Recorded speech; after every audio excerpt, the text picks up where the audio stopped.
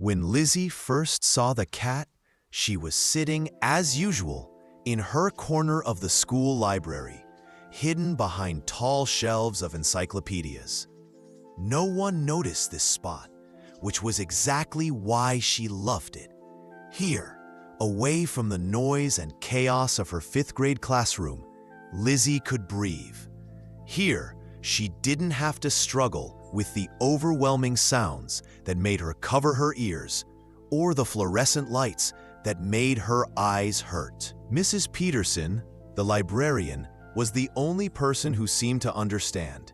She never forced Lizzie to talk or make eye contact. She just smiled gently and placed new art books on the shelf nearby, knowing Lizzie would find them when she was ready. Today, though, something else had found Lizzie first. The black cat appeared without warning, slipping between the shelves like a shadow. It had one ear slightly torn and moved with a slight limp, favoring its left front paw. Lizzie froze, her hands hovering over the sketchbook where she'd been drawing intricate geometric patterns in blue and purple. The cat stopped 2 feet away from Lizzie, its amber eyes studying her with an intensity that didn't feel threatening, but rather curious. Lizzie didn't move. Her parents and teachers always tried to get her to make eye contact, something that felt like needles piercing her brain. But looking at the cat's eyes felt different, calmer, safer. Slowly, Lizzie lowered her pencil. The cat blinked once, a long, deliberate closing and opening of its eyes that Lizzie somehow understood was a greeting. Without thinking about it, Lizzie blinked back the same way. "There you are!" A woman's voice broke the silent exchange, causing Lizzie to shrink back against the wall. A woman with curly gray hair and glasses hanging from a beaded chain around her neck appeared at the end of the aisle. "I'm so sorry if Shadow startled you." The woman approached slowly, but stopped when she noticed Lizzie's rigid posture. Lizzie recognized her from somewhere, but couldn't place where. The name tag on her faded blue vest read Carol Animal Rescue Alliance. The cat, Shadow, didn't move from its spot near Lizzie. "Well, that's interesting," Carol said, keeping her voice soft. "Shadow usually doesn't approach anyone. She's been with us for 3 months, and she mostly hides during our school visits." Mrs. Peterson appeared behind Carol. "Lizzie, your class is in the multi-purpose room for the animal therapy presentation. Did you slip away again?" Her tone wasn't accusatory, just gentle and matter-of-fact. Lizzie looked down at her sketchbook, her heart racing. She'd forgotten about the special presentation today. She hated schedule changes, and the thought of the noisy multi-purpose room with all the animals and children made her stomach twist. Carol looked at Shadow again, then at Lizzie. "She seems to like you," she observed. "Would you like to hold her leash? She's one of our therapy cats, but she hasn't really taken to the program yet. Maybe you could help her feel more comfortable?" Mrs. Peterson gave Carol a significant look. "Lizzie is one of our special students. She doesn't speak, and she prefers—" She trailed off as she noticed what was happening. Lizzie had extended her hand, palm up, toward Shadow. The cat sniffed her fingers, and then, to everyone's surprise, stepped forward and bumped its head against Lizzie's palm. A tiny smile, so brief it was almost imperceptible, flickered across Lizzie's face. Her hand moved cautiously to scratch behind Shadow's good ear. The cat closed its eyes and leaned into the touch. "Well, I'll be," Carol whispered. "That's the first time she's initiated contact with anyone." Mrs. Peterson nodded thoughtfully. "Lizzie, would you like to go to the presentation if Shadow can stay with you?" Lizzie didn't look up or respond verbally, but after a moment, she gave a small, almost imperceptible nod. Carol gently handed Lizzie the soft blue leash attached to Shadow's harness. "Just hold it loosely. She won't run." Carol assured her. She seems quite content right where she is. Walking to the multi-purpose room was usually a nightmare for Lizzie. The hallway echoed with footsteps and voices. The lights buzzed overhead, and everything felt too close, too loud, too much. But today, with Shadow padding silently beside her, Lizzie found she could focus on the gentle rhythm of the cat's steps instead of the overwhelming sensory input that usually bombarded her. When they entered the multi-purpose room, Miss Winters, Lizzie's fifth-grade teacher, looked surprised to see her.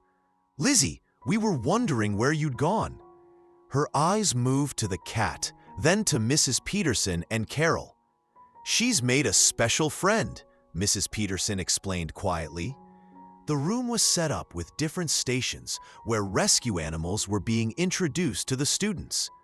Dogs of various sizes wearing therapy animal vests, a few rabbits in a penned area, and even a placid guinea pig being gently petted by a group of first graders.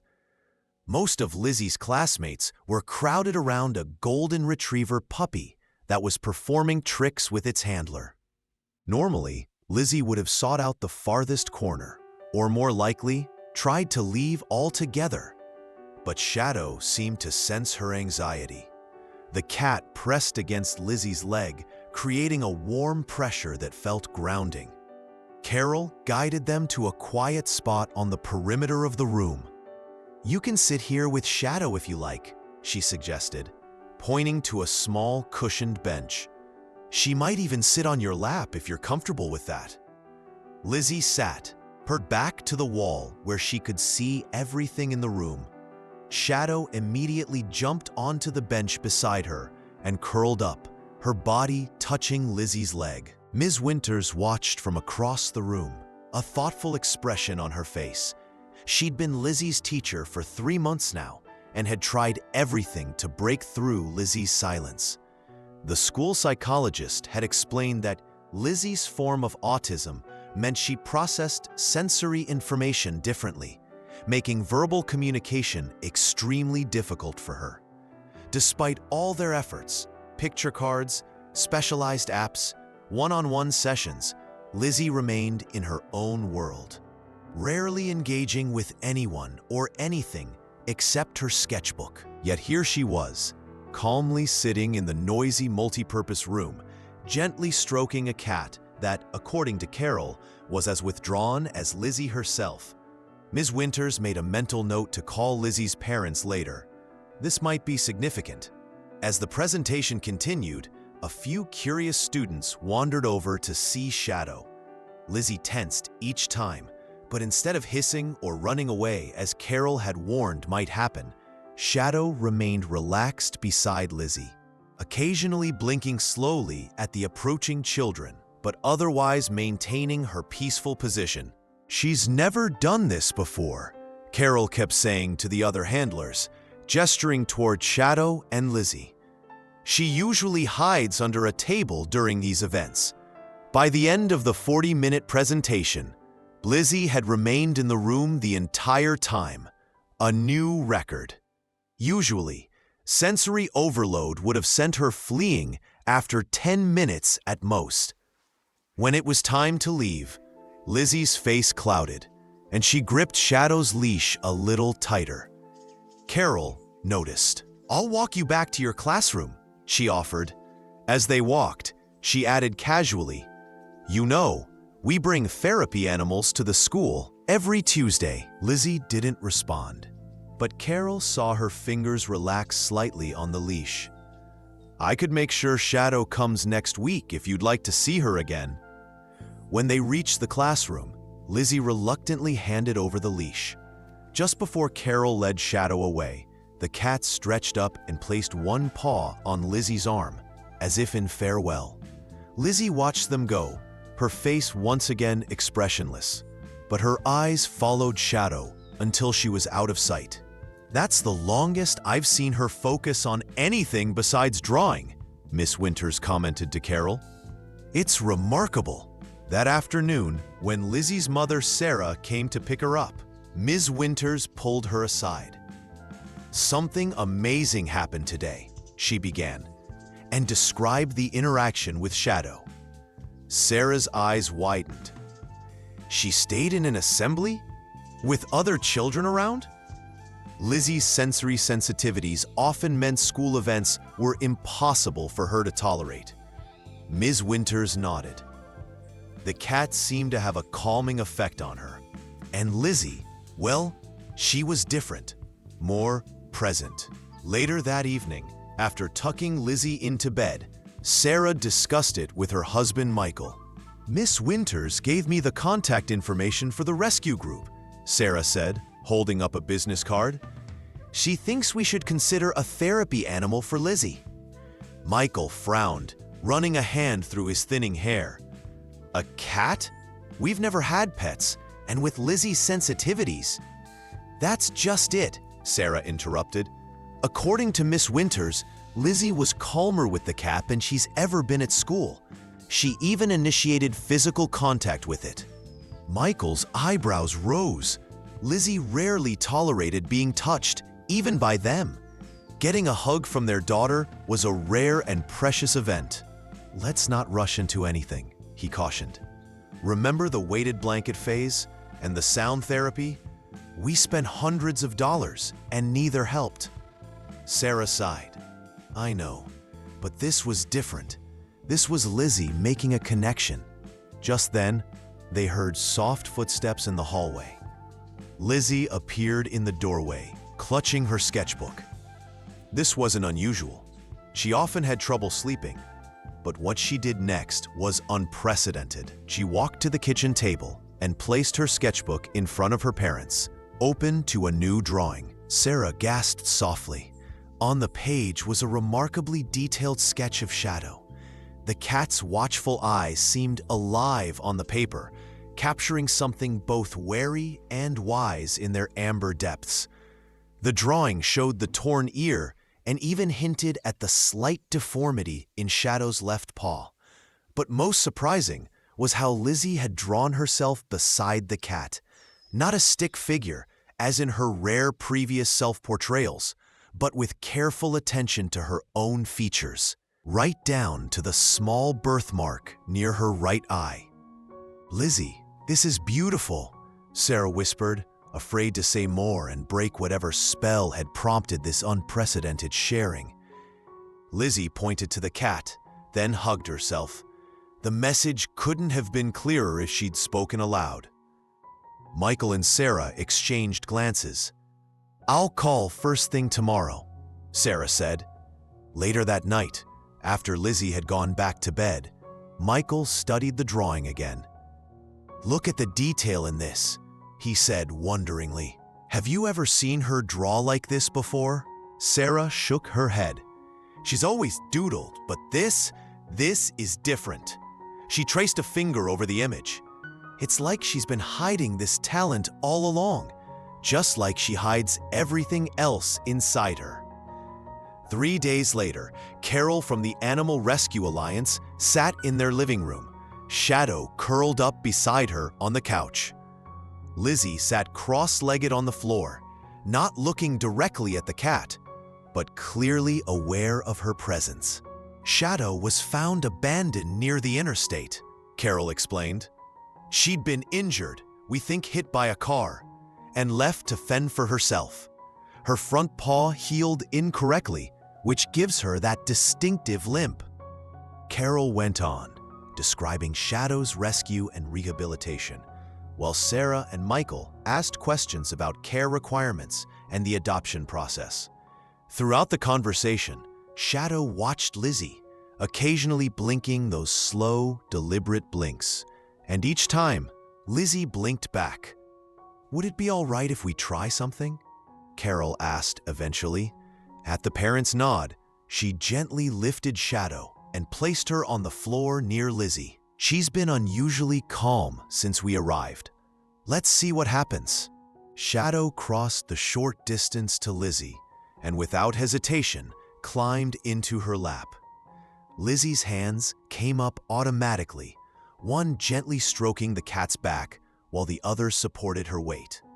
Then, something extraordinary happened. Lizzie leaned forward and rested her cheek against Shadow's fur, closing her eyes. "Oh my God," Sarah whispered, her hand finding Michael's and squeezing tight. They'd never seen Lizzie seek out physical contact like this. Touch was usually something she tolerated at best, endured at worst. "I think," Carol said softly, "these two were meant to find each other." By the end of the visit, the decision is made. The paperwork was signed, a follow-up home visit scheduled, and a list of needed supplies provided. Shadow would come to live with them in 1 week after being spayed and receiving her final vaccinations. As Carol was leaving, Lizzie did something else unexpected. She brought her sketchbook and showed Carol the drawing of Shadow. "Oh, Lizzie," Carol breathed, genuinely moved. "This is exactly how I see her too. You've captured her soul." She looked at Sarah and Michael. "Keep this safe. I think it's just the beginning." That night, after Lizzie had gone to bed, Sarah found Michael standing in the doorway of their daughter's room. Lizzie was fast asleep, curled on her side, with her sketchbook clutched to her chest. "Do you think this will work?" Michael whispered. Sarah slipped her arm around his waist. "I don't know, but today I saw her reach out to connect with something outside herself. That's worth everything." They watched their daughter sleeping peacefully, unaware that in her dreams, a black cat with a torn ear and amber eyes was leading her toward a world of color and light she'd never been able to share before. The first night Shadow spent in their home, Lizzie slept through the entire night for the first time in years. Sarah discovered them in the morning. Lizzie curled on her side, Shadow nestled in the curve of her body, both breathing in perfect rhythm. For a moment, Sarah just stood in the doorway, memorizing the scene, the peace on her daughter's face, the protective way the cat's body aligned with Lizzie's. The changes were subtle at first. Lizzie still didn't speak, still avoided eye contact with people, still became overwhelmed in noisy or bright environments. But with Shadow padding silently beside her, the episodes of sensory overload became less frequent, less intense.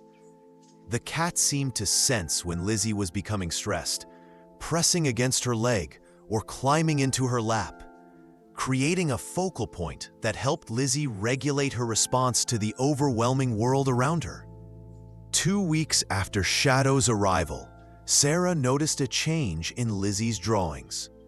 Before, they had been primarily geometric, precise patterns of shapes and lines, rendered in cool blues and purples. Now, vibrant splashes of color began to appear. Warm oranges, rich reds, glowing yellows, and the subject matter was changing too. Instead of abstract patterns, Lizzie was drawing scenes. Shadow exploring the backyard, Shadow watching birds from the windowsill, Shadow curled on Lizzie's bed. "These are amazing, Lizzie," Sarah said one evening, flipping through the sketchbook Lizzie had left on the kitchen table, another unprecedented sharing. "You're capturing Shadow perfectly." Lizzie didn't respond verbally, but she pointed to a particular drawing, one showing Shadow sitting in a pool of sunlight that streamed through the living room window. The sunbeam was rendered in 100 shades of gold, creating an almost ethereal effect. "Is this how you see the light?" Sarah asked, suddenly understanding something. "Is this how the world looks to you?" Lizzie didn't look at her mother directly, but she nodded, a small, quick motion that Sarah might have missed if she hadn't been watching intently. That night, Sarah showed the drawings to Michael. "I think we're getting a glimpse into how Lizzie experiences the world," she said. "Look at the detail, the intensity of the colors.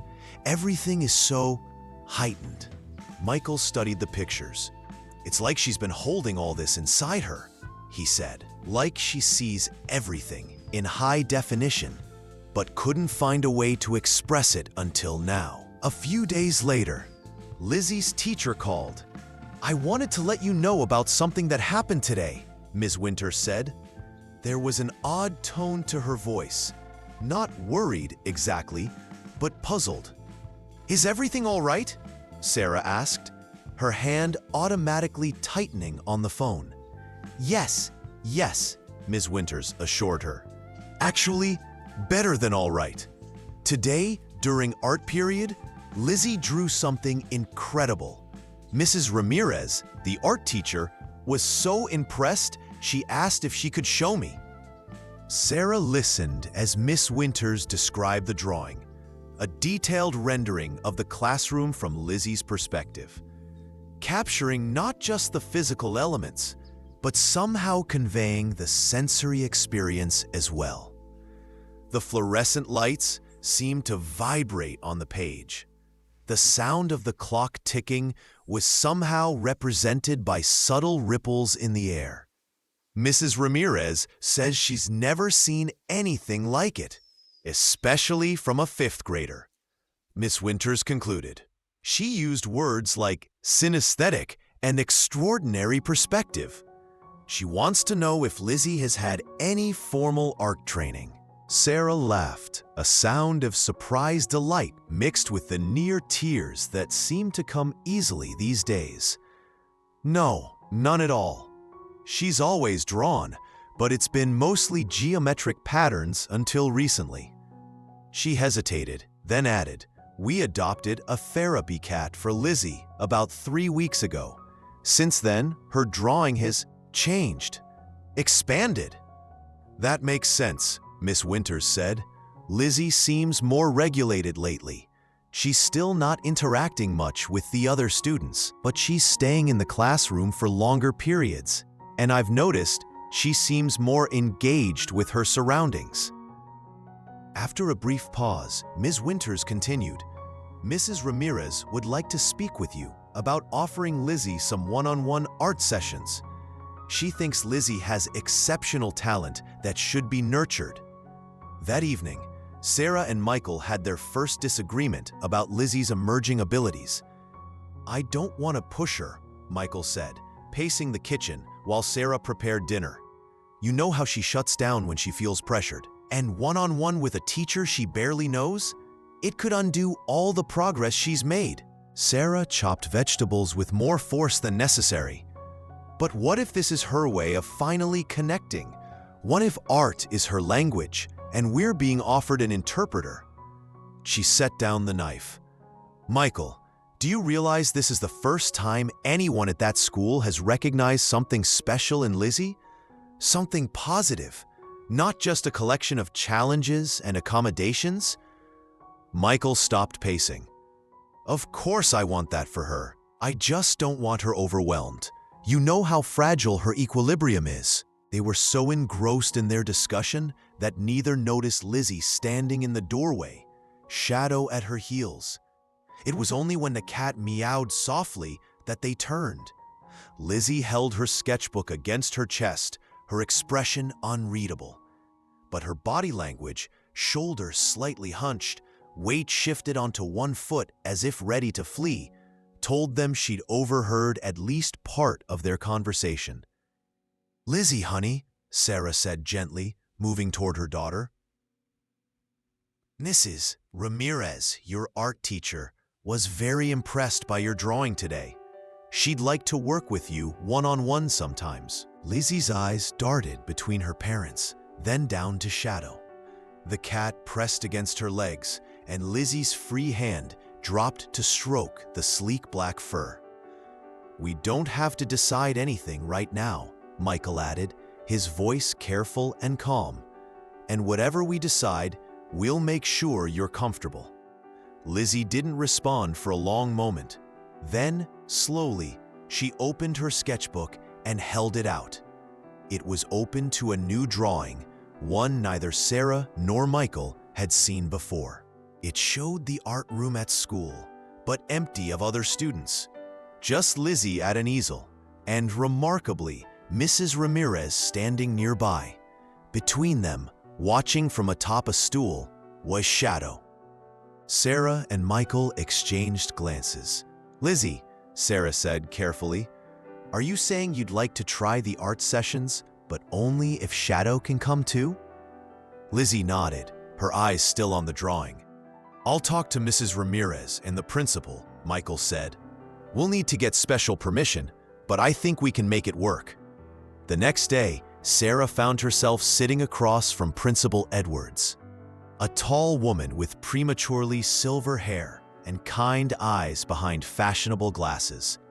Mrs. Ramirez, a younger woman with colorful clothing and multiple earrings, sat beside her. "We want to support Lizzie in any way we can," Principal Edwards was saying. "But there are school policies about animals on campus, liability issues, allergy concerns." "Shadow is a certified therapy animal," Sarah explained, handing over the paperwork Carol had provided. "She's been trained to remain calm and non-disruptive, and Lizzie has made it clear, in her own way, that she's only comfortable trying these sessions if Shadow is present." Mrs. Ramirez leaned forward eagerly. "I've been teaching art for 15 years, and I've never seen raw talent like Lizzie's. The way she perceives and represents the world around her is extraordinary." She reached into a folder and pulled out the classroom drawing Lizzie had created. "Look at this perspective. She's somehow capturing not just what the room looks like, but how it feels to her. The sensory elements, the way the fluorescent lights create pressure, how the clock sound ripples through the air. This is beyond technical skill. This is a unique visual voice." Principal Edwards studied the drawing. "It is remarkable," she admitted. "And you believe Lizzie will benefit from specialized instruction?" "I do," Mrs. Ramirez said firmly. "But more than that, I believe art might be her way of communicating, of showing us her world." After much discussion, a compromise was reached. Lizzie would have one-on-one art sessions with Mrs. Ramirez twice a week during the period when the art room wasn't otherwise in use. Shadow could accompany her, but must remain leashed and on the special mat they would provide. The arrangement would be evaluated after 1 month. As they left the office, Mrs. Ramirez touched Sarah's arm lightly. "Thank you for advocating for Lizzie. I promise you, this is important." Sarah felt tears threatening. "It's just all her life. We've been trying to find ways to reach her, to understand her world. If this helps even a little, and..." Mrs. Ramirez squeezed her hand. "I can already tell you it will. Art has a way of building bridges." The first art session was scheduled for the following Monday. All weekend, Lizzie seemed both anxious and excited, spending hours drawing in her sketchbook, sometimes tearing out pages in frustration, something she'd never done before. Shadow stayed close, sensing her agitation, sometimes placing a paw on Lizzie's arm when her movements became too frantic. On Monday morning, Michael took the day off work to accompany Lizzie and Shadow to school, carrying the special mat and Shadow's leash while Lizzie clutched her sketchbook.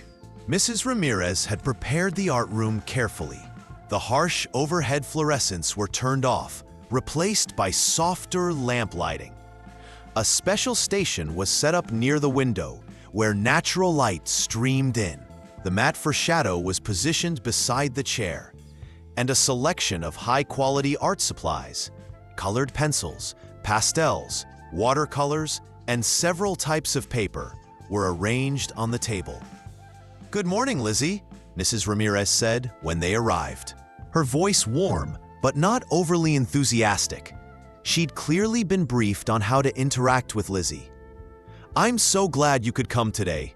Is this Shadow?" Lizzie nodded slightly, keeping her eyes on Shadow rather than the teacher. "She's beautiful," Mrs. Ramirez said. "I've set up a special place for her right next to where you'll be working. She pointed to the mat, and Michael guided Shadow onto it. "I'll be right outside if you need me," Michael told Lizzie, touching her shoulder lightly. She stiffened, but didn't pull away. Once Michael had left, Mrs. Ramirez sat on a stool a comfortable distance from Lizzie. "I thought today we might just explore some different materials," she said. "There's no assignment, no expectations. Just see what calls to you." Lizzie sat motionless for several minutes, her eyes darting between the art supplies and Mrs. Ramirez. Shadow, sensing her unease, stood up from the mat and pressed against Lizzie's leg. Mrs. Ramirez didn't comment on the cat leaving her designated spot, just continued speaking in her calm, even voice. "Sometimes when I don't know where to start, I close my eyes and think about a feeling I want to express. Then I choose colors that match that feeling." She demonstrated, closing her eyes briefly, then selecting a deep purple pastel. "Right now, I'm feeling curious and a little excited, so I chose this color." Lizzie watched as Mrs. Ramirez made a few simple strokes on a sheet of paper. Then, hesitantly, Lizzie reached for a yellow pastel. Shadow settled back on the mat as Lizzie began to draw. By the end of the 45-minute session, Lizzie had filled 3 sheets of paper with explosions of color, not her usual precise patterns, but swirling, emotional pieces that somehow conveyed motion and feeling. Mrs. Ramirez didn't hover or comment much, just occasionally offered a new material or asked a simple question that required only a nod or shake of the head to answer. When Michael returned, he found Lizzie more relaxed than he'd expected. Mrs. Ramirez was sitting at her desk across the room, giving Lizzie space, while Lizzie put the finishing touches on a drawing that looked like an explosion of sunlight. "How did it go?" Michael asked Mrs. Ramirez, quietly, as Lizzie packed up her supplies. "Wonderfully," Mrs. Ramirez replied, her eyes bright with excitement. "She's already experimenting with techniques I haven't taught her yet. See how she's blending the pastels there? And her color choices are so intentional, so evocative." She lowered her voice further. "Mr. Peterson, your daughter has a gift." That evening, Lizzie disappeared into her room immediately after dinner. This wasn't unusual. She often needed time alone to decompress after school, but the silence coming from behind her door was different. No familiar sound of pencil on paper, no soft meows from Shadow, just quiet. After an hour, Sarah knocked gently. "Lizzie, everything okay?" No response. Sarah hesitated, then slowly opened the door. Lizzie wasn't at her desk or on her bed. For a moment, Sarah's heart raced until she spotted her daughter sitting on the floor of her closet, surrounded by dozens of drawings spread out in a circle around her. Shadow sat in the middle of the circle, watchful and still. Sarah gasped softly. The drawings were unlike anything she'd seen Lizzie create before. Each seemed to capture a moment of intense emotion, a burst of yellow and orange that somehow conveyed pure joy, a swirl of deep blues and purples that felt like peaceful solitude, a jagged explosion of red and black that radiated anger and frustration. "Lizzie," Sarah whispered, crouching at the edge of the circle, careful not to disturb the arrangement. "Did you draw all of these today?" Lizzie shook her head. She pointed under her bed. Sarah looked and saw a shoebox peeking out from the dust ruffle. Pulling it out, she discovered dozens more drawings, carefully stacked and hidden away. "You've been hiding these," Sarah realized. "Why, sweetheart?" Lizzie looked down, her fingers fidgeting with the edge of one drawing.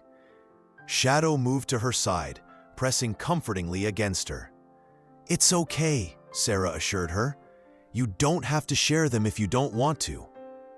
Lizzie hesitated, then picked up one of the drawings, a dark, chaotic piece with slashes of silver cutting through the gloom, and handed it to her mother. At the bottom corner, in tiny, precise lettering, Lizzie had written, "The lunchroom," period. Another drawing showed a spiral of bright, painful colors, labeled simply, "Assembly." Sarah understood. These weren't just art, they were a diary, a catalog of how Lizzie experienced the world. The chaotic lunchroom, the overwhelming assembly, places and moments that caused Lizzie distress, captured in color and form because she couldn't express them in words.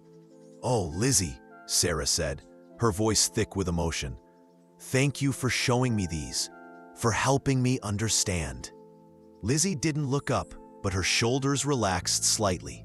She picked up another drawing, this one a peaceful composition of cool greens and blues, and handed it to Sarah. It was labeled, "Library with Shadow." Following day at school, Lizzie experienced her first direct encounter with bullying since Shadow had come into her life. She was walking to her classroom after her art session with Mrs. Ramirez, Shadow padding silently beside her on her leash, when Tyler Matthews stepped into her path. "What's with the cat?" he demanded loudly.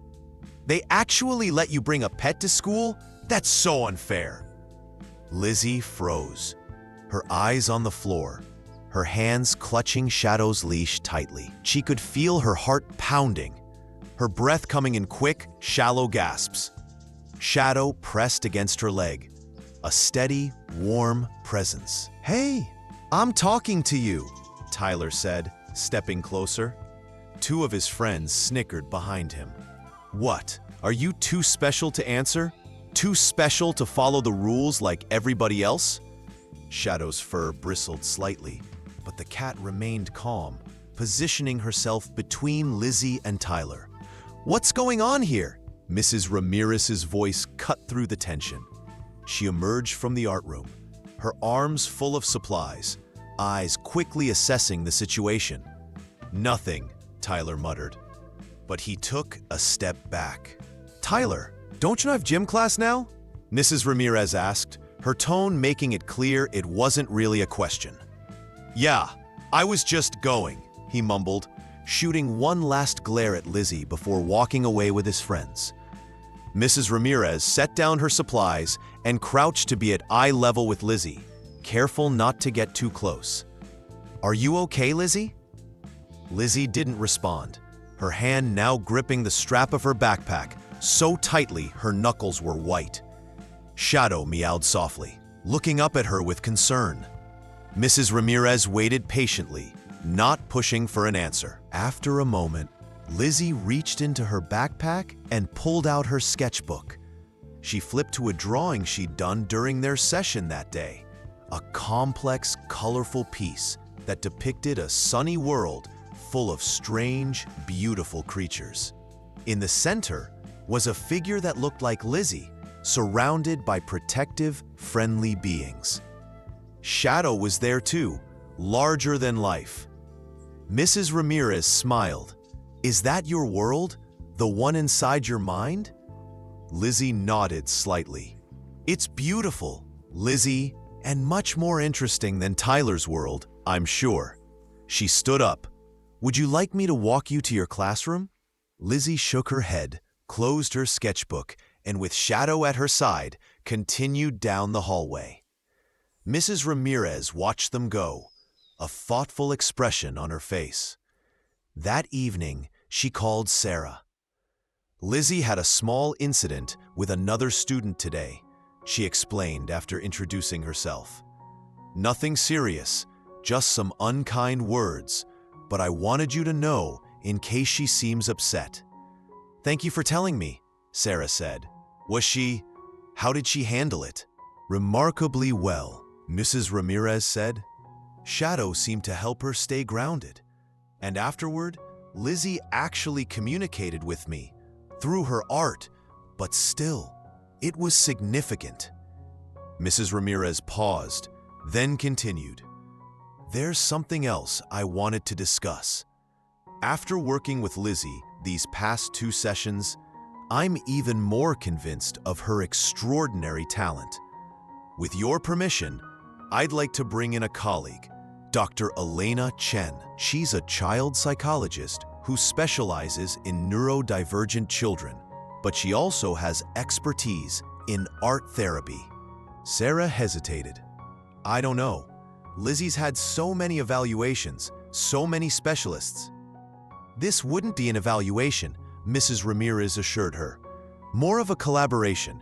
I'm an art teacher, not a therapist. I can help Lizzie develop her technical skills, but Dr. Chen could help us understand how art might serve as a communication tool for Lizzie. And of course, she'd only observe at first, from a distance. Shadow would be there the whole time. After discussing it with Michael that night, Sarah called Mrs. Ramirez back and agreed to a meeting with Dr. Chen. They would take this step by step, always with Lizzie's comfort as the priority. 2 days later, as Sarah was helping Lizzie get ready for bed, she noticed that Shadow wasn't in her usual spot on Lizzie's pillow. A quick search of Lizzie's room didn't reveal the cat. "Lizzie, do you know where Shadow is?" Sarah asked. Lizzie's eyes widened with sudden concern. She slid off her bed and began looking under furniture, behind curtains, in closets. Sarah joined the search, checking the rest of the house, while Michael looked in the basement and garage. 10 minutes later, they regrouped in the living room. No Shadow. "When did you last see her?" Michael asked Lizzie, who was standing in the middle of the room, her arms wrapped tightly around herself, rocking slightly. Lizzie didn't respond, but her breathing was becoming faster, shallower, the beginning of a meltdown. "It's okay, honey," Sarah said, keeping her voice calm despite her growing concern. "We'll find her. Maybe she got outside somehow. Cats are curious." She went to the front door and opened it, calling Shadow's name into the darkness. No responding meow. No Shadow slipping back inside. When Sarah turned back to the living room, Lizzie was gone. Michael pointed toward her bedroom. "She ran in there. She's getting pretty worked up." Sarah found Lizzie sitting on the floor beside her bed, her breathing erratic, hands flapping in distress. This was the Lizzie they knew from before Shadow, overwhelmed, unable to regulate her emotions, retreating into herself. "We'll find her, Lizzie, I promise," Sarah said, sitting on the floor a few feet away, knowing better than to touch Lizzie when she was in this state. "Daddy's gonna go look outside with a flashlight. Shadow can't have gone far." Lizzie didn't respond. Her rocking intensified, and she began to hum monotonously, self-soothing behaviors that had been less frequent since Shadow's arrival. Michael's search of the yard yielded nothing. He came back inside, his expression grim. "I'll drive around the neighborhood," he decided. "Maybe she hasn't gone far." As he prepared to leave, Sarah sat helplessly beside her distraught daughter, watching the progress they'd made slip away with each passing minute. Shadow wasn't just a pet. She was Lizzie's bridge to the world. Without her, Lizzie was retreating back into isolation. Suddenly, Lizzie stopped rocking. She looked up, not at Sarah, but past her, toward her desk. Then she scrambled to her feet and rushed to her sketchbook. Sarah watched, puzzled, as Lizzie began flipping frantically through the pages. She stopped at a drawing from several days earlier, one of the backyard, with Shadow perched on the fence, watching something outside their property. Lizzie pointed at the drawing, then at the window, her movements urgent, insistent. "The backyard?" Sarah asked, but Daddy already looked there. Lizzie shook her head vigorously. She pointed again at the drawing, specifically at a spot beyond the fence, a patch of dense bushes at the edge of the neighbor's property. "You think Shadow went over there? To Mrs. Abernathy's bushes?" Lizzie nodded, her eyes intense, focused for the first time since Shadow's disappearance. Sarah called to Michael, who was about to leave in the car. "Wait, Lizzie thinks Shadow might be in the bushes behind Mrs. Abernathy's fence. The ones at the far corner of our yard." Michael redirected his flashlight toward the area Lizzie had indicated, pushing through the overgrown foliage. "Shadow?" he called softly. "Here, kitty." From within the bushes came a faint, mewing sound. Michael parted the branches, and there was Shadow, crouched low, her amber eyes reflecting the beam of the flashlight. And beside her, barely visible in the dense undergrowth, were 3 tiny black kittens. "Sarah!" Michael called. "You're not going to believe this!" Sarah hurried outside, Lizzie close behind her. When Lizzie saw Shadow and the kittens, she made a small sound.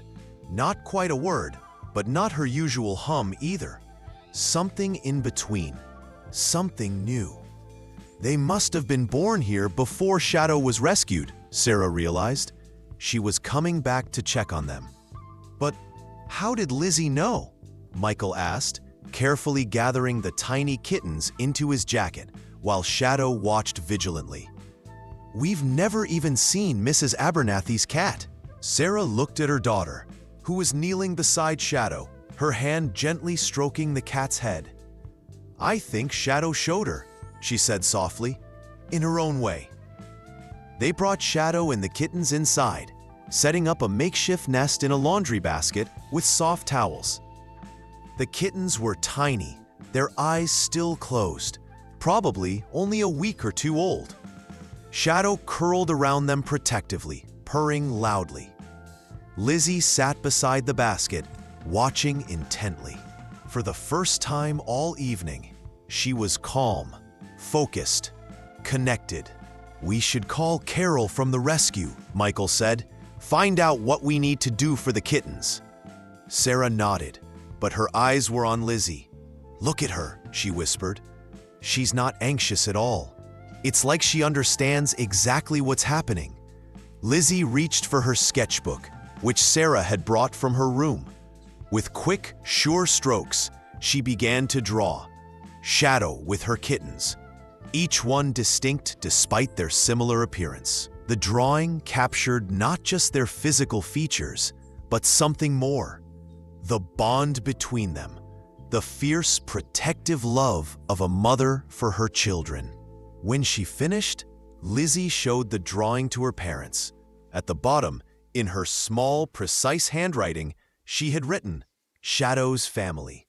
Sarah felt tears spring to her eyes. 2 simple words, but they conveyed so much. Not just about Shadow and her kittens, but about what family meant. About connection and protection and belonging. "Yes," she said, her voice thick with emotion. "Shadow's family, and our family too." As they all sat together that night, watching over Shadow and her kittens, Sarah realized they had stumbled upon something precious. A new way to understand their daughter's world, through the colors only Lizzie could see. Dr. Elena Chen sat quietly in the corner of the art room, her presence almost forgotten as Lizzie worked at the easel by the window. Shadow lay on her mat beside Lizzie's chair, occasionally watching the proceedings with half-lidded amber eyes. The kittens, now 3 weeks old and beginning to explore beyond their basket, were safely at home with Sarah. It had been 2 weeks since the discovery of Shadow's kittens, and life in the Peterson household had found a new rhythm. Carol, from the Animal Rescue Alliance, had been amazed to learn of Shadow's motherhood. The rescue had checked her for pregnancy when she was first found injured, but the kittens must have been too newly conceived to detect. With Carol's guidance, they were providing proper care for the tiny felines, and Shadow was proving to be an attentive mother. In the art room, Mrs. Ramirez moved quietly around Lizzie, occasionally offering a new brush or suggesting a different technique, but mostly allowing Lizzie to work undisturbed. Today's project was different from anything Lizzie had attempted before. Instead of a single drawing or painting, she was creating a series of connected images across a long strip of paper. A visual narrative of sorts. Dr. Chen watched with professional interest, making occasional notes in her small leather-bound notebook. This was her fourth session observing Lizzie, and with each visit, the psychologist seemed increasingly fascinated by what she was seeing. Today, she had asked permission to record the session, and a small camera on a tripod stood discreetly in the far corner of the room. "Remarkable," Dr. Chen murmured, almost to herself. "She's creating a narrative sequence." Mrs. Ramirez nodded, stepping back to view the entire scroll-like creation. "I've been introducing her to different storytelling formats, comic strips, storyboards, ancient scroll paintings from various cultures. She seemed particularly interested in Chinese hand scrolls and Japanese ema kimono. But I didn't suggest this particular project. She initiated it herself." The story Lizzie was creating was unmistakable to anyone familiar with recent events. It was Shadow's journey. The first panel showed a small black cat, injured and alone by a highway. Subsequent images depicted her rescue, her time at the shelter, her first meeting with Lizzie, and finally, the discovery of her kittens. The most striking aspect of the sequence, however, was how Lizzie had depicted Shadow's emotions throughout her journey. Somehow, through color, line, and composition, she had captured the cat's fear, pain, wariness, hope, and finally, joy at being reunited with her offspring. It was a deeply empathetic portrayal, as if Lizzie could see directly into Shadow's heart. "She's telling us how Shadow feels," Dr. Chen observed quietly. "How extraordinary."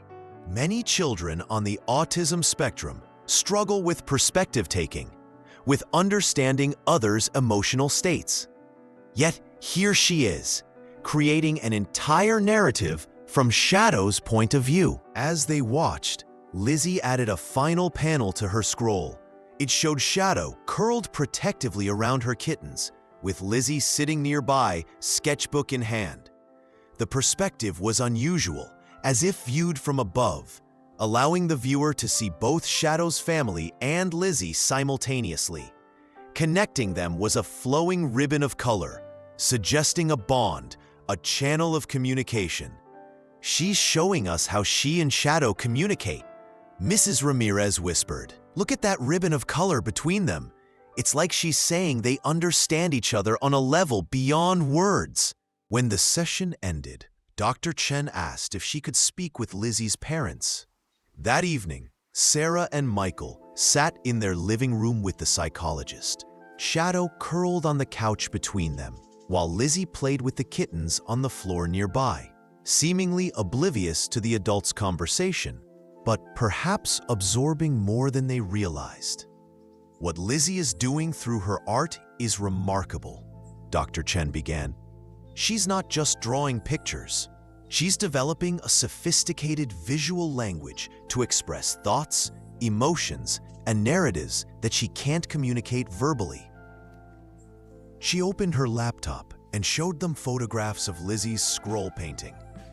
"Look at the emotional complexity she's depicting here. This isn't just a child who can draw well. This is a child who has found her voice through art." Sarah leaned forward, studying the images. "It's amazing. But what does it mean for her future? Will she ever speak?" Dr. Chen closed her laptop. "I can't answer that definitively. Some children with nonverbal autism do eventually develop speech, often suddenly and unexpectedly. Others communicate through alternative means their entire lives." She paused, watching Lizzie gently stroking one of the kittens. "But I think we're asking the wrong question. Instead of focusing on whether Lizzie will speak verbally, I suggest we focus on helping her develop the remarkable communication system she's already creating. Her art isn't just pretty pictures, it's language. A sophisticated, nuanced, deeply expressive language. Michael frowned. But the real world expects verbal communication. How will she manage at school? In social situations? Later in life? Those are valid concerns, Dr. Chen acknowledged. But consider this.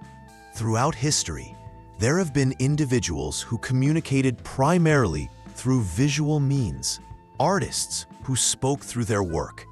What if we viewed Lizzie not as a child with a deficit, but as a child with a different, equally valid way of communicating? She turned to her briefcase and withdrew several books. I've brought some resources on art therapy techniques specific to autism. Mrs. Ramirez has already been intuitively using many of these approaches, but there are additional strategies we could implement. As they discussed possibilities, art therapy sessions, specialized educational approaches, potential technological aids that could help translate Lizzie's visual language for others, Sarah noticed that Lizzie had stopped playing with the kittens. She was now sitting very still, her head tilted slightly, listening. "Lizzie," Sarah said gently, "would you like to show Dr. Chen your special drawings? The ones under your bed?" For a moment, Sarah thought Lizzie hadn't heard her. Then, slowly, Lizzie rose and left the room. She returned moments later with her sketchbook and the shoebox of hidden drawings. To everyone's surprise, instead of handing the box to her mother, Lizzie placed it directly in front of Dr. Chen. Then she sat on the floor again, this time closer to the adults, Shadow immediately moving to her side. Dr. Chen looked at Sarah, who nodded permission. Carefully, the psychologist opened the shoebox and began examining the drawings one by one, her expression growing increasingly thoughtful. "These are sensory representations," she said finally. "Lizzie is showing us how she experiences the world." She held up a particularly chaotic drawing labeled "Cafeteria."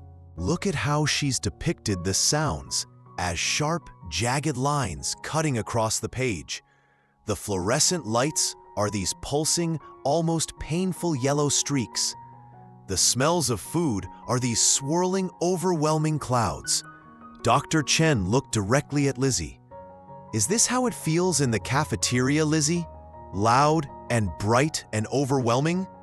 Lizzie didn't make eye contact, but she nodded once, decisively. "And this one?"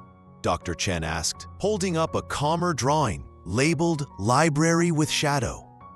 Lizzie reached for the drawing and pointed to the soft blue and green tones, the gentle curving lines.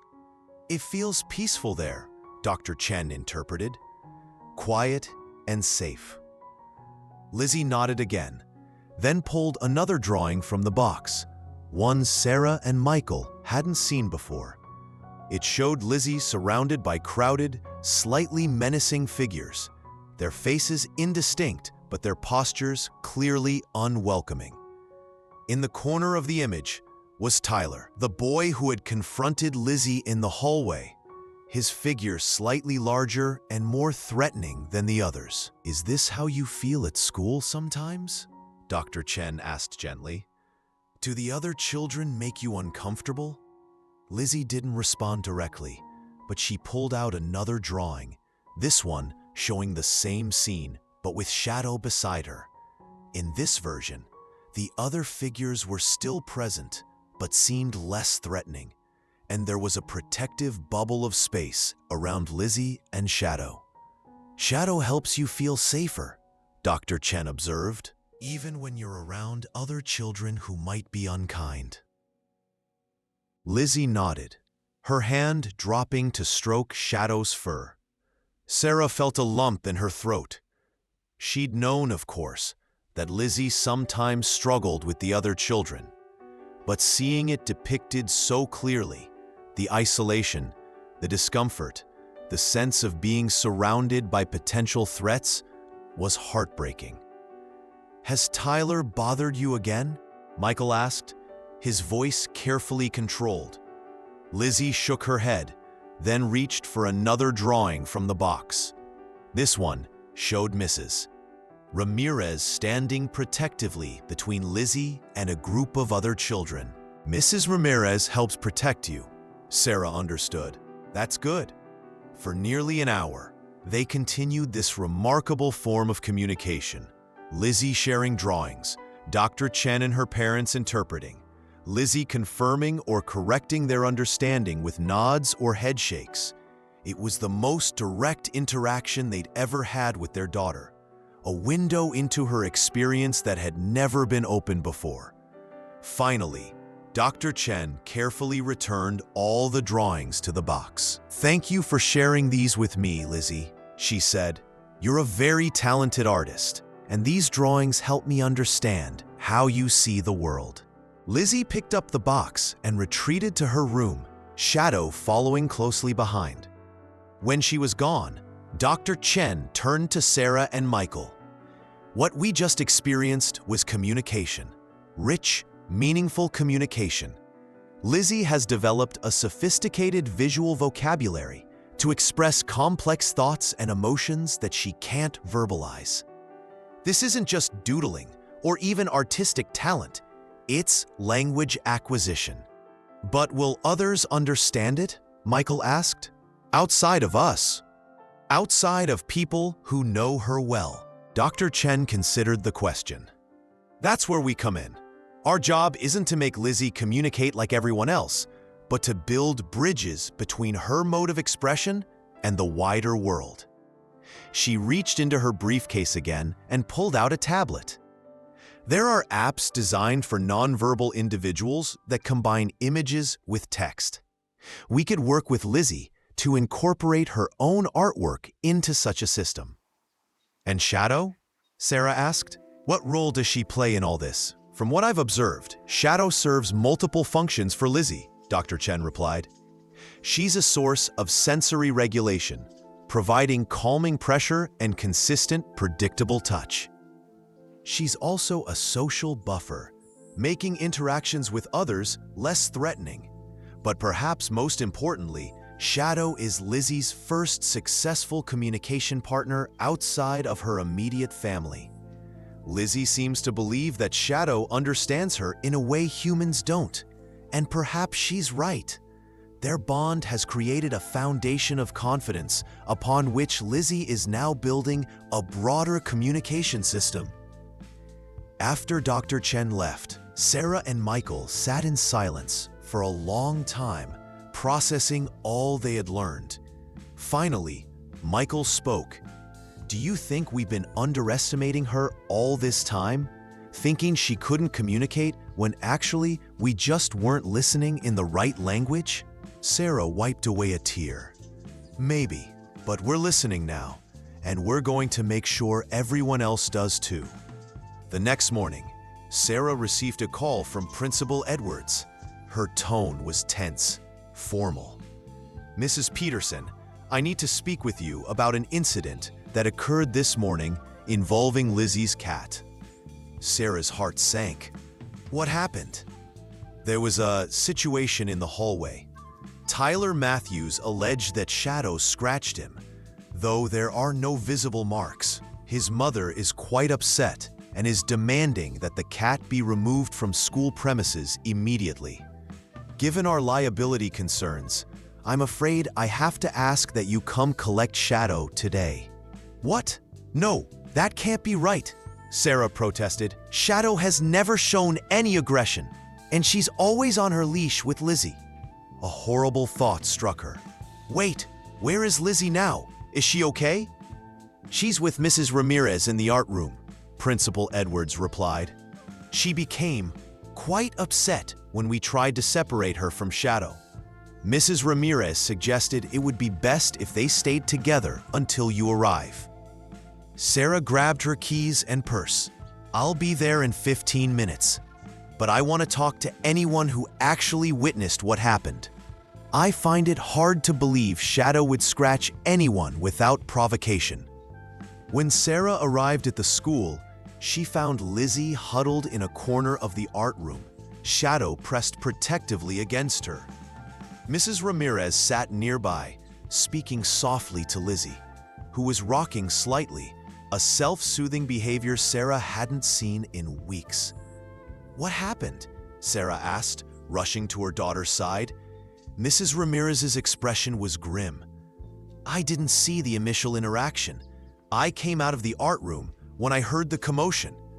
Tyler was making a scene, claiming Shadow had attacked him. Lizzie was, well, like this. Shadow was standing between them, her back arched, but she wasn't hissing or showing any other aggressive behavior. Were there any other witnesses?" Mrs. Ramirez hesitated. Emma Chen, Dr. Chen's daughter, coincidentally, was in the hallway. She said she saw Tyler approach Lizzie and try to pet Shadow without permission. When Shadow backed away, Tyler grabbed at her. According to Emma, Shadow didn't scratch him. She just pulled away and positioned herself between Lizzie and Tyler. Sarah felt a surge of relief, followed quickly by anger. So Tyler is lying, and now Lizzie is being punished for it. Principal Edwards appeared in the doorway. "Mrs. Peterson, if we could speak in my office." ... Sarah stood her ground. "I'd prefer to stay with my daughter right now. She's clearly distressed." Principal Edwards entered the room, closing the door behind her. "I understand your frustration, Mrs. Peterson, but you must understand my position. We agreed to allow Shadow in the school as an exception to our policy, with the understanding that there would be no problems. Now we have a parent threatening to file a complaint with the school board." "Based on a lie," Sarah countered. "You have another student who witnessed what really happened. And even if you don't believe Emma, just look at Shadow's behavior. Does she look like an aggressive animal to you?" Shadow was indeed the picture of calm, curled protectively next to Lizzie, her eyes watchful but not hostile. Principal Edwards sighed. "The issue isn't whether I believe it happened, Mrs. Peterson. The issue is that our policy exists for a reason, and the first hint of trouble confirms why most schools don't allow animals on campus." "So you're revoking permission," Sarah stated flatly. "I'm suggesting a cooling-off period. Take Shadow home today. Let me deal with Mrs. Matthews. Perhaps in a week or two, once this has blown over." Sarah looked at Lizzie, who was still rocking, her eyes squeezed shut, her hands pressed over her ears. "And what about my daughter? What about the progress she's made because of Shadow? Are you suggesting she just regress for a cooling-off period?" Mrs. Ramirez stepped in. "What if Shadow just comes for all art sessions, in a controlled environment, away from the general student population?" Principal Edwards hesitated. "I suppose that might be a compromise, but it would have to be at specific, scheduled times, with direct adult supervision at all times." There, Sarah wanted to argue further, but she could see it would be pointless, and her priority now was helping Lizzie through this crisis. "Fine, but I want it on record that I believe Tyler Matthews fabricated this incident, and that Shadow has never shown any aggressive behavior." Principal Edwards nodded stiffly. "Noted. Now, would you like to take Lizzie home for the rest of the day? She seems quite upset." Sarah crouched beside her daughter. "Lizzie, would you like to go home with Shadow?" Lizzie didn't respond verbally, but her rocking slowed, and she lowered her hands from her ears. She reached for her backpack and slowly stood, keeping one hand on Shadow. The rest of the day was difficult. At home, Lizzie retreated to her room, refusing even to interact with the kittens, which were now playful, energetic balls of fur. Shadow stayed with her, a silent, comforting presence. Sarah called Michael at work and explained what had happened. He was furious. "That's ridiculous. Shadow is the gentlest cat I've ever known. And even if she did scratch him, which I doubt, it would only be because he provoked her." "I know," Sarah agreed, "but the school has made their decision.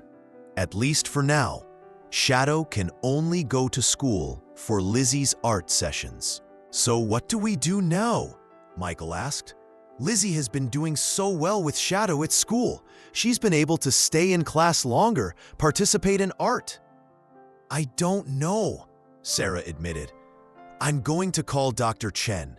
Maybe she has some suggestions." Dr. Chen listened carefully to Sarah's explanation of the incident. "I'm not surprised Tyler would target Lizzie," she said when Sarah finished. "Children who bully often choose the most vulnerable targets, and he may see Shadow as just an extension of Lizzie, another way to hurt her." "Emma, your daughter? She saw what happened. She told Mrs. Ramirez that Tyler tried to grab Shadow, not the other way around." "Yes, Emma mentioned it when she got home. She was quite upset about the injustice of it all." Dr. Chen paused. "Actually, this gives me an idea. In therapeutic settings, we sometimes use peer advocates for children with special needs. Emma has always been sensitive to classmates who are different. It's partly why I became interested in this field. She might be willing to be a sort of buddy for Lizzie during the times when Shadow can't be there." Sarah considered this. "Do you think Lizzie would accept that? She's never shown much interest in other children." "It would need to be approached carefully," Dr. Chen agreed. "But if Emma were to join her during art sessions, where Lizzie is most comfortable and where Shadow would still be present, it might create a bridge. Emma is quite artistic herself, so there would be a natural connection point." Sarah felt a small spark of hope. "It's worth trying. At this point, I'll consider any option that might help Lizzie cope with this setback." The next morning was difficult. Lizzie, understanding that Shadow couldn't accompany her to school except for art sessions, refused to get dressed. When Sarah finally coaxed her into her clothes, Lizzie sat on the floor beside Shadow, arms wrapped tightly around the cat, rocking and humming. "Lizzie, honey, it's time for school," Sarah said gently. "Shadow will be here when you get home, and she can still come to your special art time with Mrs. Ramirez." Lizzie shook her head vigorously, her grip on Shadow tightening. The cat remained calm, even as Lizzie's fingers twisted in her fur. Sarah sighed and sat on the floor beside them. "I know this is hard, Lizzie. It's not fair. Shadow didn't do anything wrong, and neither did you." She reached out slowly and stroked Shadow's head, careful not to touch Lizzie, who was still too agitated for physical contact. "But sometimes we have to follow rules even when they don't make sense, just for a little while, until we can change them." Lizzie remained motionless, but Sarah sensed she was listening. "Mrs. Ramirez is expecting you for art today. She has a special project planned, and Shadow can be there with you." After a long moment, Lizzie released her grip on Shadow and stood up. She walked to her desk, picked up her sketchbook, and put it in her backpack. Then she turned to Sarah, her expression unreadable but somehow determined. "Ready?" Sarah asked, relieved. Lizzie nodded once. The morning drop-off went better than Sarah had feared. Miss Winters, clearly briefed on the situation, met them at the door with a gentle smile for Lizzie and a reassurance for Sarah that she would keep a close eye on things. "I'll be back at 11 for her art session with Mrs. Ramirez," Sarah told Miss Winters. "I'll bring Shadow then." At home, Shadow seemed restless, wandering between Lizzie's room and the front door, as if sensing something was wrong. The kittens, now nearly 4 weeks old and increasingly mobile, provided some distraction, but Shadow kept returning to the door, looking up at Sarah with questioning eyes. "I know," Sarah told her.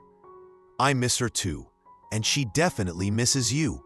When Sarah arrived for the art session, she found Mrs. Ramirez waiting with not only Lizzie, but also a slight, dark-haired girl about Lizzie's age. Emma Chen had her mother's thoughtful eyes and quiet confidence. "Mrs. Peterson, this is Emma," Mrs. Ramirez introduced them. "She's interested in joining our art sessions, if that's all right with you and Lizzie." Sarah smiled warmly at the girl. "Of course. It's nice to meet you, Emma. Your mother speaks very highly of you." Emma ducked her head shyly. "Thank you for bringing Shadow. Lizzie's been really worried about her." When Shadow emerged from her carrier, Lizzie dropped to her knees beside the cat, her hands gently stroking the black fur, her face more relaxed than it had been all morning. Shadow pressed against her, purring loudly. The reunion was brief but intense, a wordless communion that brought tears to Sarah's eyes. As the art session began, Sarah watched from a discreet distance. Mrs. Ramirez had set up 3 easels, one for Lizzie, one for Emma, and a smaller one in between where pictures and reference materials could be placed. Today's project involved creating a 3-panel comic strip, telling a simple story through images. Emma chatted quietly as she worked, not seeming to mind that Lizzie didn't respond verbally. "I like how you're using those colors together. The orange against the blue makes it really pop."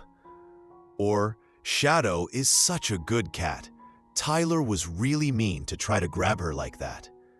To Sarah's surprise, Lizzie didn't seem bothered by Emma's presence or her gentle chatter.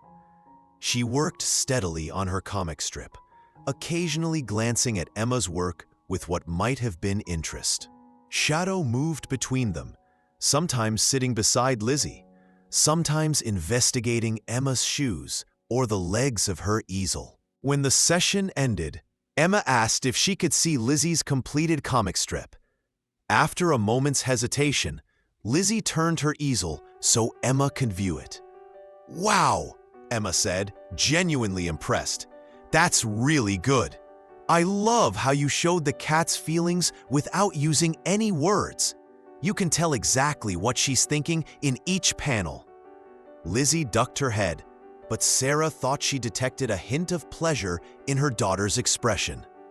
Then, in a gesture that left Sarah speechless, Lizzie pointed to Emma's drawing, a colorful scene of 2 girls playing with a cat, and gave a small nod of approval. Emma beamed. "Thanks. I'm not as good as you, but I really like drawing too. Maybe we could draw together again sometime. Mrs. Ramirez says I can join these sessions if it's okay with you." Lizzie didn't respond immediately. She looked at Shadow, who was sitting contentedly between the 2 girls, then back at Emma. Finally, she gave a small, almost imperceptible nod. "Great," Emma said, careful not to sound too enthusiastic and overwhelm Lizzie. "See you next time, then." As they left the art room, Lizzie more reluctant than ever to part with Shadow, Sarah felt a complex mix of emotions. Worry about how Lizzie would cope without Shadow for the rest of the school day, but also a flicker of hope. That hope grew stronger when Mrs. Ramirez pulled her aside. "Did you see that?" she asked excitedly. "Lizzie actually engaged with Emma, acknowledged her work. That's huge." Sarah nodded, still processing what she'd witnessed. They seemed comfortable together. "Emma has a special quality," Mrs. Ramirez said. "She's naturally empathetic, and she doesn't pressure others for responses. I think she might be good for Lizzie during this transition period." That evening, as Lizzie sat on the living room floor playing with the kittens, Shadow watchful beside her, Sarah and Michael discussed the day's events. "It's not ideal," Michael acknowledged. watching Lizzie carefully guide a tiny black kitten back to its siblings. But if Emma can help bridge the gap when Shadow can't be there. It's more than that, Sarah said. Did you notice how Lizzie's been drawing people lately? Not just shadow or abstract patterns. I think she's becoming more connected to the human world. And maybe, just maybe, she's ready for a human friend, not just a feline one. Michael smiled. A genuine smile that reached his eyes for the first time in days. From your lips to God's ears. The next morning, as Sarah was helping Lizzie prepare for school, she noticed her daughter packing an extra sheet of paper into her backpack. When Lizzie wasn't looking, Sarah peeked at it. It was a drawing of Shadow, exquisitely rendered, with the cat's name printed neatly at the bottom.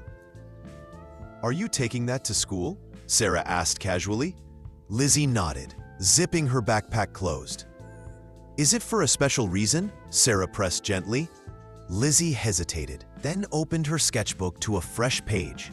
With quick, sure strokes, she drew a small figure that Sarah recognized as Emma, then pointed to the drawing of Shadow in her backpack. "You're giving the drawing of Shadow to Emma?" Sarah asked, trying to keep her voice steady despite the lump forming in her throat. Lizzie nodded again, looking somewhat uncertain. "That's a very nice idea," Sarah assured her. "I'm sure Emma will love it. It's a beautiful drawing." At school, Sarah watched discreetly from the doorway as Lizzie entered her classroom. Emma was already there, sitting at her desk.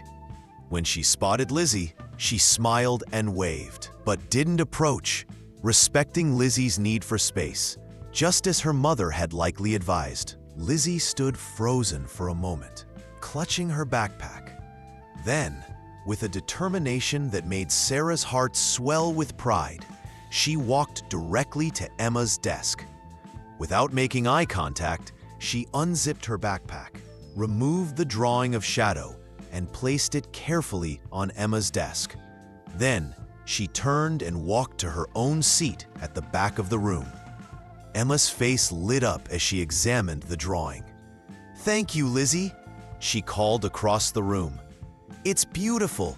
Can I keep it?" Lizzie gave a small nod, still not looking at Emma, but clearly aware of her reaction. Ms. Winters, observing from her desk, caught Sarah's eye and gave her a thumbs up. As Sarah walked back to her car, her phone buzzed with a text from Dr. Chen. "Emma just texted me. Amazing start to the day. Let's talk later." For the next week, a new pattern emerged. Lizzie attended school without Shadow except for her thrice-weekly art sessions. Emma joined these sessions, and while the girls didn't interact extensively, they worked companionably side by side, occasionally acknowledging each other's creations with nods or small gestures. Shadow moved between them, sometimes sitting with Lizzie, sometimes investigating Emma's materials, or letting the other girl scratch behind her ears. During regular class time, Emma made a point of sitting near Lizzie when possible, acting as a quiet, supportive presence. She never pushed for conversation, but occasionally offered simple observations or questions that required only minimal response. To everyone's surprise, Lizzie seemed to tolerate, even welcome, this careful interaction. At home, Lizzie continued to draw prolifically. Her sketchbook filled with images not just of Shadow and her kittens, but also scenes from school. Emma featured prominently in these, always drawn with careful attention to detail and a certain warmth that suggested growing fondness. Then, 2 weeks after the incident with Tyler, Shadow disappeared again. Sarah discovered the cat's absence when she went to wake Lizzie for school. Instead of finding Shadow curled on Lizzie's bed as usual, she found only rumpled sheets and her daughter's worried face. "Where's Shadow?" Sarah asked, checking under the bed and in the closet. Lizzie shook her head, her expression shifting from confusion to alarm. They searched the entire house, even checking the kitten's basket. Though Shadow rarely left her offspring for long, the 3 black kittens were there, sleeping peacefully, but no mother cat. "Michael, have you seen Shadow?" Sarah called to her husband, who was making coffee in the kitchen. "Not since last night," he replied, setting down his mug. "Is she missing?" Sarah nodded, watching Lizzie's growing agitation with concern. "We've checked everywhere in the house. She must have gotten outside somehow." Michael frowned. "I'll check the yard again, see if I can find where she might have gotten out." But a thorough search of the property revealed nothing. No Shadow, no signs of escape, no clues to where she might have gone. Lizzie was beside herself, pacing anxiously, hands flapping in distress. The prospect of going to school without knowing where Shadow was seemed impossible. But then, surprisingly, she grabbed her sketchbook and backpack. "Lizzie?" Sarah asked, confused. "Do you still want to go to school?" Lizzie nodded emphatically, pointing to her backpack, then to the door. "Okay," Sarah agreed, still puzzled, but relieved that Lizzie wasn't completely melting down. "Let's get going. Dad will keep looking for Shadow, and I'll make some calls after I drop you off." At school, Lizzie hurried straight to Emma, an unprecedented action that left Sarah momentarily stunned. Watching from the doorway, she saw Lizzie open her sketchbook and show Emma a drawing, not of Shadow, but of the neighborhood surrounding their house, rendered with incredible detail and accuracy. Emma studied the drawing intently, then nodded and said something to Lizzie that Sarah couldn't hear. Lizzie pointed to specific areas on the drawing, making quick, urgent gestures. Miss Winters approached Sarah. "Is everything all right? Lizzie seems upset." "Shadow is missing," Sarah explained. "We can't find her anywhere." Miss Winters' face fell. "Oh no, that must be so distressing for Lizzie. Do you need to take her home?" Sarah shook her head, still watching the interaction between the 2 girls. Actually, she insisted on coming to school, and now she's showing Emma something. "I think it's a map of our neighborhood." "A map?" Miss Winters echoed, looking puzzled. Before Sarah could respond, Emma approached them, Lizzie trailing slightly behind. "Mrs. Peterson, Lizzie wants to know if I can help look for Shadow after school. She thinks she knows where to look." Sarah looked at Lizzie, who was clutching her sketchbook, her eyes focused on the floor, but her posture determined. "You know where Shadow might be?" Lizzie nodded, then flipped her sketchbook open to the map she'd been showing Emma. She pointed to a particular area, an undeveloped lot a few blocks from their house, where an old, abandoned barn still stood. "The old Matthews property?" Sarah asked, surprised. "Why would Shadow go there?" Emma chimed in. Lizzie drew another picture. "Show her, Lizzie." Lizzie flipped to another page in her sketchbook. This drawing showed Shadow with her 3 kittens, but also several other cats of various sizes and colors huddled together in what appeared to be a dilapidated wooden structure. "You think Shadow went back to other cats?" Sarah asked, trying to make sense of the drawing. "A colony of strays, maybe?" Lizzie nodded vigorously, pointing again to the abandoned barn on her map. "I know that place," Emma said. "There's a bunch of stray cats that live there. My mom and I sometimes bring food for them." Sarah felt a sudden wave of understanding. That must be where Shadow came from originally. Before she was injured and rescued, she had her kittens with us, but she still feels connected to her original family. Lizzie nodded again, her expression intense. She pointed to Emma, then to herself, then to the map, a clear request. "You want to go look for Shadow there? With Emma?" Sarah clarified. Another nod, more emphatic this time. Ms. Winters, who had been listening to this exchange with fascination, spoke up. The girls have art scheduled for last period today. What if they were excused early and you could all go look for Shadow together? Sarah hesitated. I'd need to check with Emma's mother. I can call her, Ms. Winters offered. Dr. Chen has been very supportive of Lizzie and Emma's friendship. I think she'd approve. As expected, Dr. Chen not only approved, but offered to join them. This could be a significant moment for Lizzie, she told Sarah over the phone. She's using her art to communicate a complex idea, and she's actively seeking Emma's help. That's remarkable progress. And so, at 2 o'clock that afternoon, a small search party assembled. Sarah, Lizzie, Emma, and Dr. Chen, plus Mrs. Ramirez, who had insisted on coming along when she heard what was happening. Lizzie led the way, clutching her sketchbook and occasionally consulting her detailed map. Emma walked beside her, maintaining a respectful distance, but offering quiet observations and encouragement. The adults followed behind, watching the unprecedented collaboration between the two girls with a mixture of hope and amazement.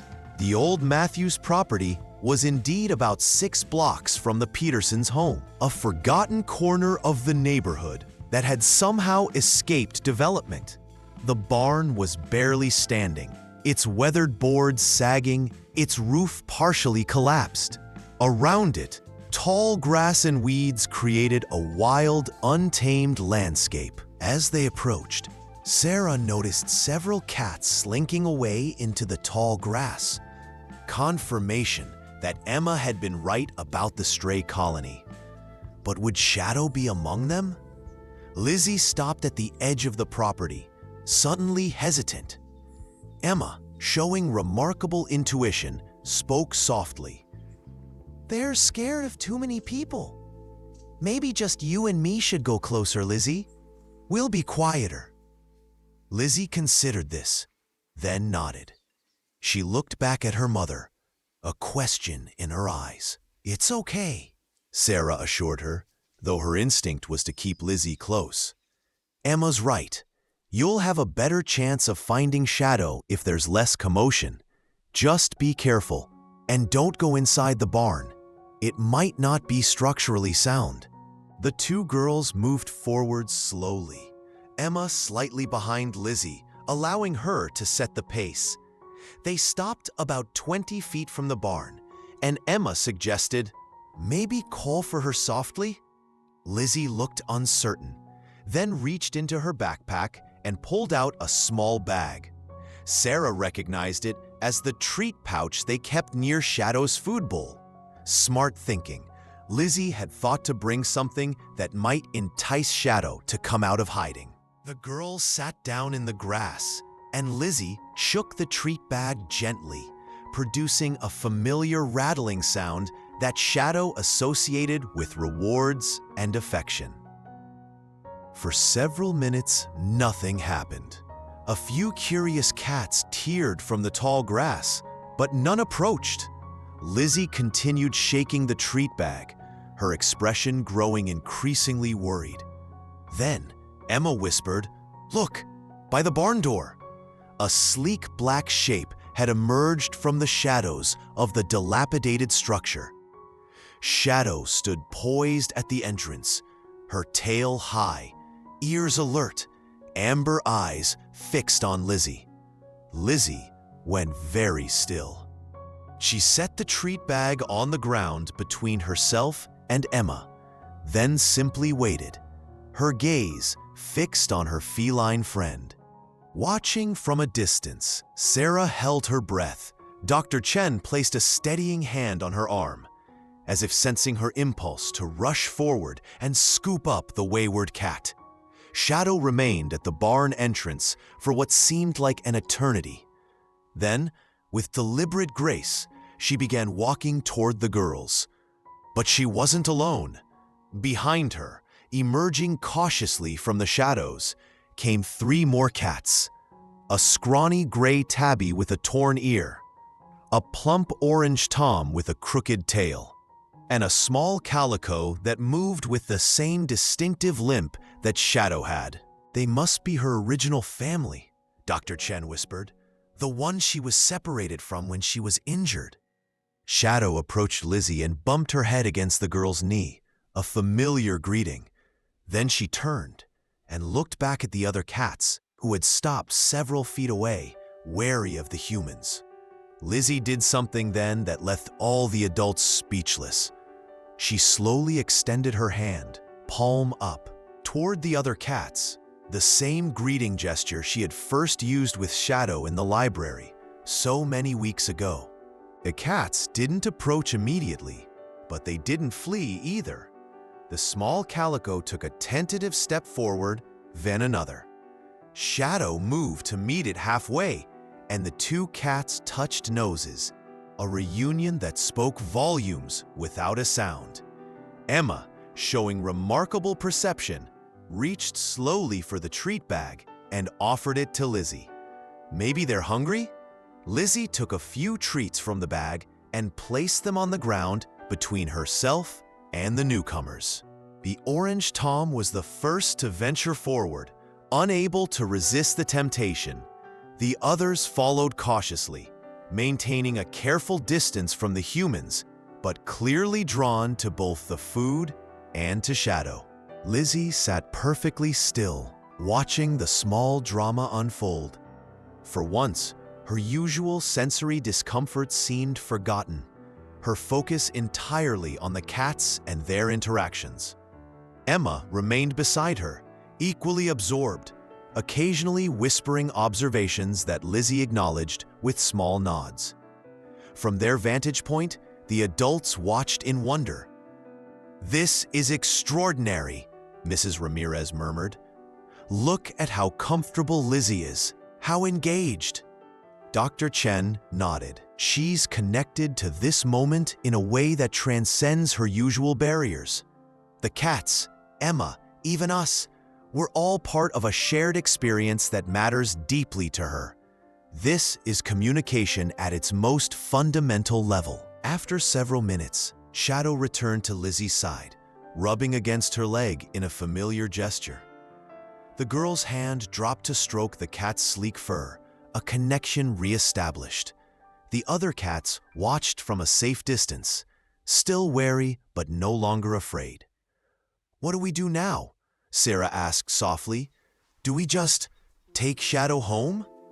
As if in answer to her question, Lizzie looked back at the adults, then pointed to the other cats, then to Shadow, then made a gathering motion with her arms, a clear message.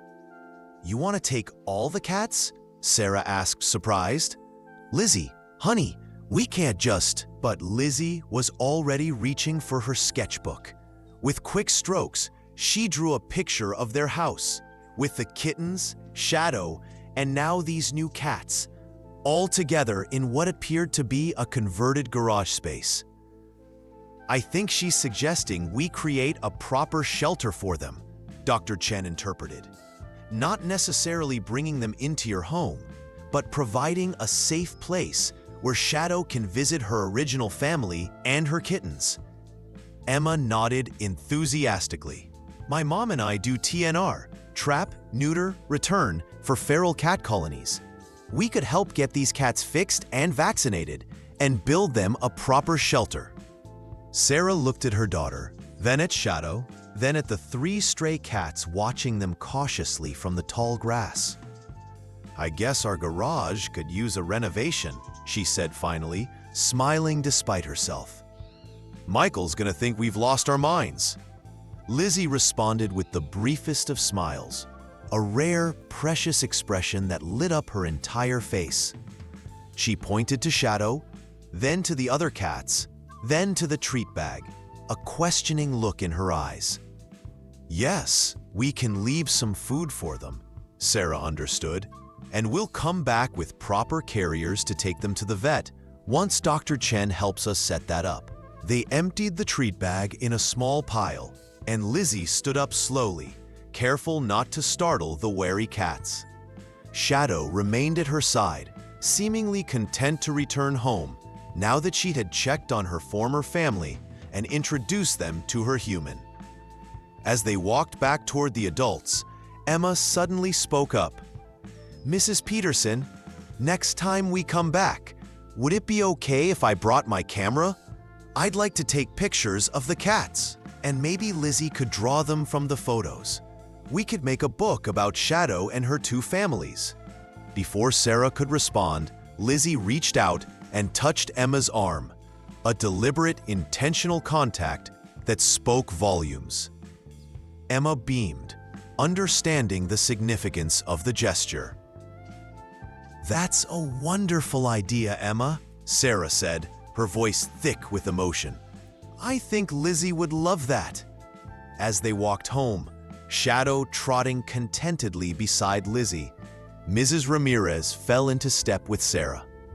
"You know," she said quietly, "this is exactly the kind of real-world narrative that could help Lizzie develop her visual communication skills. A book about Shadow, created in collaboration with Emma, it's perfect." Sarah nodded, watching the two girls walking ahead of them, not quite together, but closer than they had ever been before. "A language without words," she murmured, remembering Dr. Chen's phrase. "That's what she's creating, isn't it?" "Yes," Mrs. Ramirez agreed, "and we're finally learning how to listen." That evening, after Shadow had been reunited with her kittens and Lizzie had gone to bed, Sarah and Michael sat at the kitchen table, discussing the day's remarkable events. "So let me get this straight," Michael said, running a hand through his hair. "We're now responsible for not just Shadow and 3 kittens, but also 3 feral cats that will live in our converted garage?" Sarah laughed softly. "That's about the size of it. Dr. Chen is connecting us with a rescue organization that will help with the veterinary care and building appropriate shelters. Emma and her mother already do this kind of work, so they'll help too." Michael shook his head, but he was smiling. All because of a cat who limped into our lives a few months ago. "Shadow isn't just a cat," Sarah said softly. "She's a bridge to Lizzie's world, to her thoughts and feelings, and now to other people too." Michael reached across the table and took his wife's hand. "Did you ever imagine, when we agreed to adopt Shadow, that she would change our lives this much?" Sarah squeezed his hand. "No, but I'm grateful every day that we did." "And did you see Lizzie today?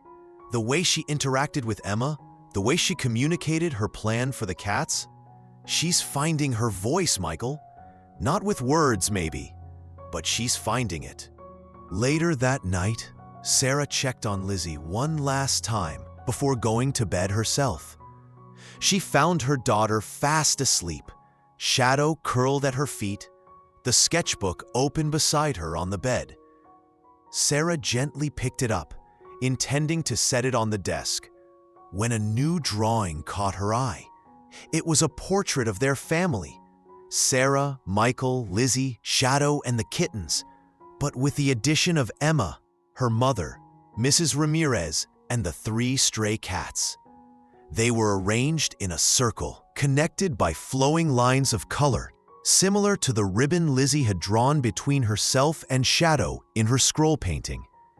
At the bottom of the page, in her careful printing, Lizzie had written a single word: family. Sarah's eyes filled with tears as she carefully returned the sketchbook to Lizzie's desk.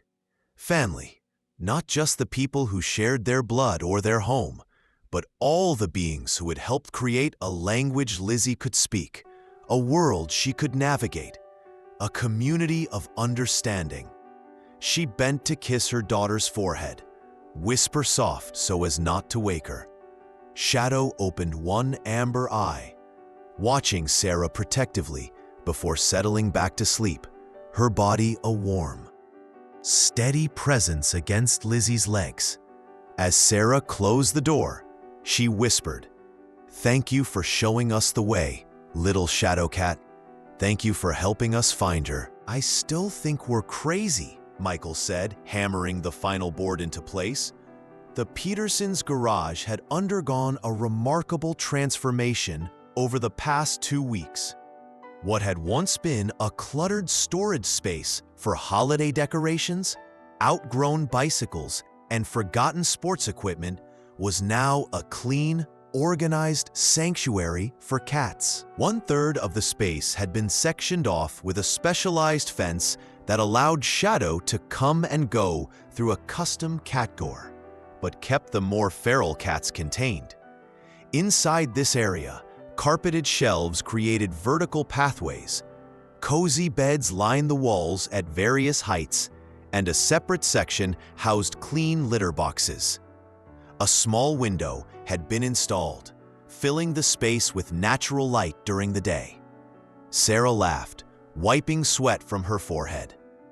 Probably, but look how happy they are. She pointed to where Shadow was grooming the calico cat, whom they had named Limpy for her distinctive gait, while the orange Tom, now called Marmalade, and the gray Tabby, dubbed Scrapper, dozed in patches of sunlight. Shadow's kittens, nearly 7 weeks old now, tumbled playfully around the adult cats, occasionally pouncing on a tail or ear before being gently batted away. Lizzie sat cross-legged on the floor of the enclosure, quietly sketching the scene. Emma sat beside her, a digital camera in her hands, occasionally snapping photos when one of the cats did something particularly endearing. The Book of Shadow, as they had taken to calling their collaborative project, was coming along beautifully. Emma contributed photographs and helped organize the sequence, while Lizzie created detailed illustrations that captured not just the physical appearance of the cats, but somehow their personalities as well. Dr. Chen had suggested they add text to make it a proper storybook, and Emma had taken on the role of writer, crafting simple but engaging narrative to accompany Lizzie's images. Mrs. Ramirez provided guidance on layout and design during their art sessions at school. The rescue group called this morning, Sarah told Michael as they gathered up their tools. All 3 of the adult cats have been examined, vaccinated, and fixed. They said we can remove the identification collars next week. Michael nodded, glancing at the colorful paper collars that helped them tell the cats apart while they were recovering from their surgeries. And what about Shadow's kittens? Have we decided what we're doing with them? Sarah sighed. They'll be ready for adoption in about a week. Carol from the rescue is helping us find good homes. Though I have to admit, I'm getting attached to them. We already have 4 cats, Sarah, Michael reminded her gently. Adding 3 kittens would mean 7 cats. That's a lot. I know. It's just hard to think about separating them from Shadow and from Lizzie. They both looked at their daughter, who was carefully detailing the whiskers on her drawing of Marmalade. In the months since they'd discovered Shadow's original family, Lizzie had made remarkable progress. She still didn't speak, but her communication through art had become more sophisticated, more intentional, and her friendship with Emma had flourished. The girls spent several afternoons a week together, either working on their book project or simply coexisting in comfortable silence. Emma seemed to instinctively understand Lizzie's needs and boundaries, never pushing for more interaction than Lizzie was comfortable with, but always remaining open and accepting. We need to talk to Lizzie about the kittens, Sarah said. Make sure she understands they need to find their own homes. I'll ask Dr. Chen for advice on how to approach it. That evening, as the family sat at dinner, Michael brought up another topic that had been on their minds. I spoke with Principal Edwards today. She says they're reconsidering the therapy animal policy for next school year. Sarah looked up sharply. Really? What prompted that? Apparently, Dr. Chen presented some research on the benefits of animal therapy for students with special needs. And Mrs. Ramirez showed the school board some of Lizzie's progress, with permission from us, of course. They're considering a pilot program where certified therapy animals would be allowed on campus under specific guidelines. Lizzie, who had been pushing her food around her plate without much interest, suddenly looked up. She pointed to Shadow, who was sitting in her usual spot near Lizzie's chair, then to herself, then made a walking motion with her fingers. Yes, if the policy changes, Shadow might be able to come to school with you more often, Sarah confirmed. But it wouldn't be until next year, and there would be rules we'd have to follow. Lizzie nodded, accepting this caveat. She returned to her dinner, now eating with more enthusiasm. Sarah and Michael exchanged smiles over her head. It was still remarkable to them how clearly Lizzie could communicate her thoughts through gesture and expression when she was motivated to do so. After dinner, while Michael cleaned up the kitchen, Sarah followed Lizzie to her room. "Honey, there's something we need to talk about," she said, sitting on the edge of the bed while Lizzie settled into her desk chair, Shadow immediately jumping into her lap. "It's about the kittens. They're getting big now, and soon they'll need to find their own homes with families who will love them and take care of them." Lizzie's face remained impassive, but her hands stilled on Shadow's fur.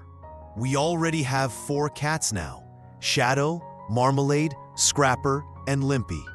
That's quite a lot for one family to care for. Do you understand?" Lizzie didn't respond for a long moment.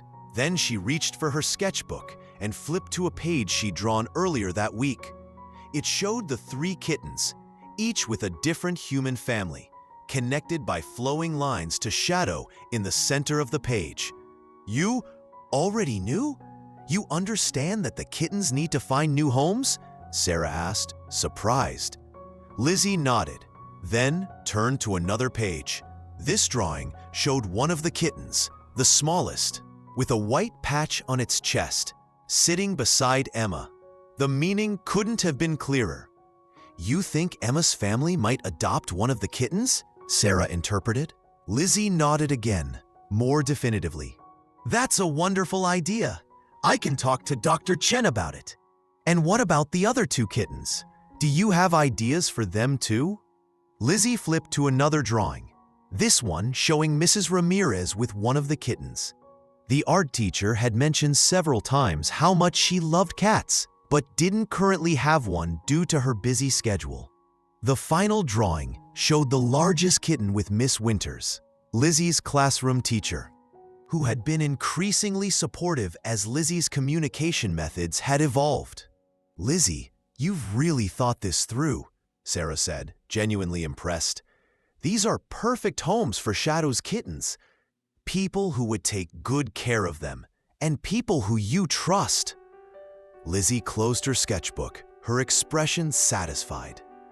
She had long since accepted that the kittens would eventually leave, but in her methodical way, she had been planning to ensure they went to people in her growing circle of trusted connections. People who would understand that these weren't just any kittens. They were Shadow's kittens, and by extension, part of Lizzie's expanding world. The next day was Saturday, and Emma came over to work on the book project. The girls sat in the newly renovated garage, surrounded by cats, while they finalized the layout of their story. Sarah brought them lemonade and cookies, pausing in the doorway to watch their interaction.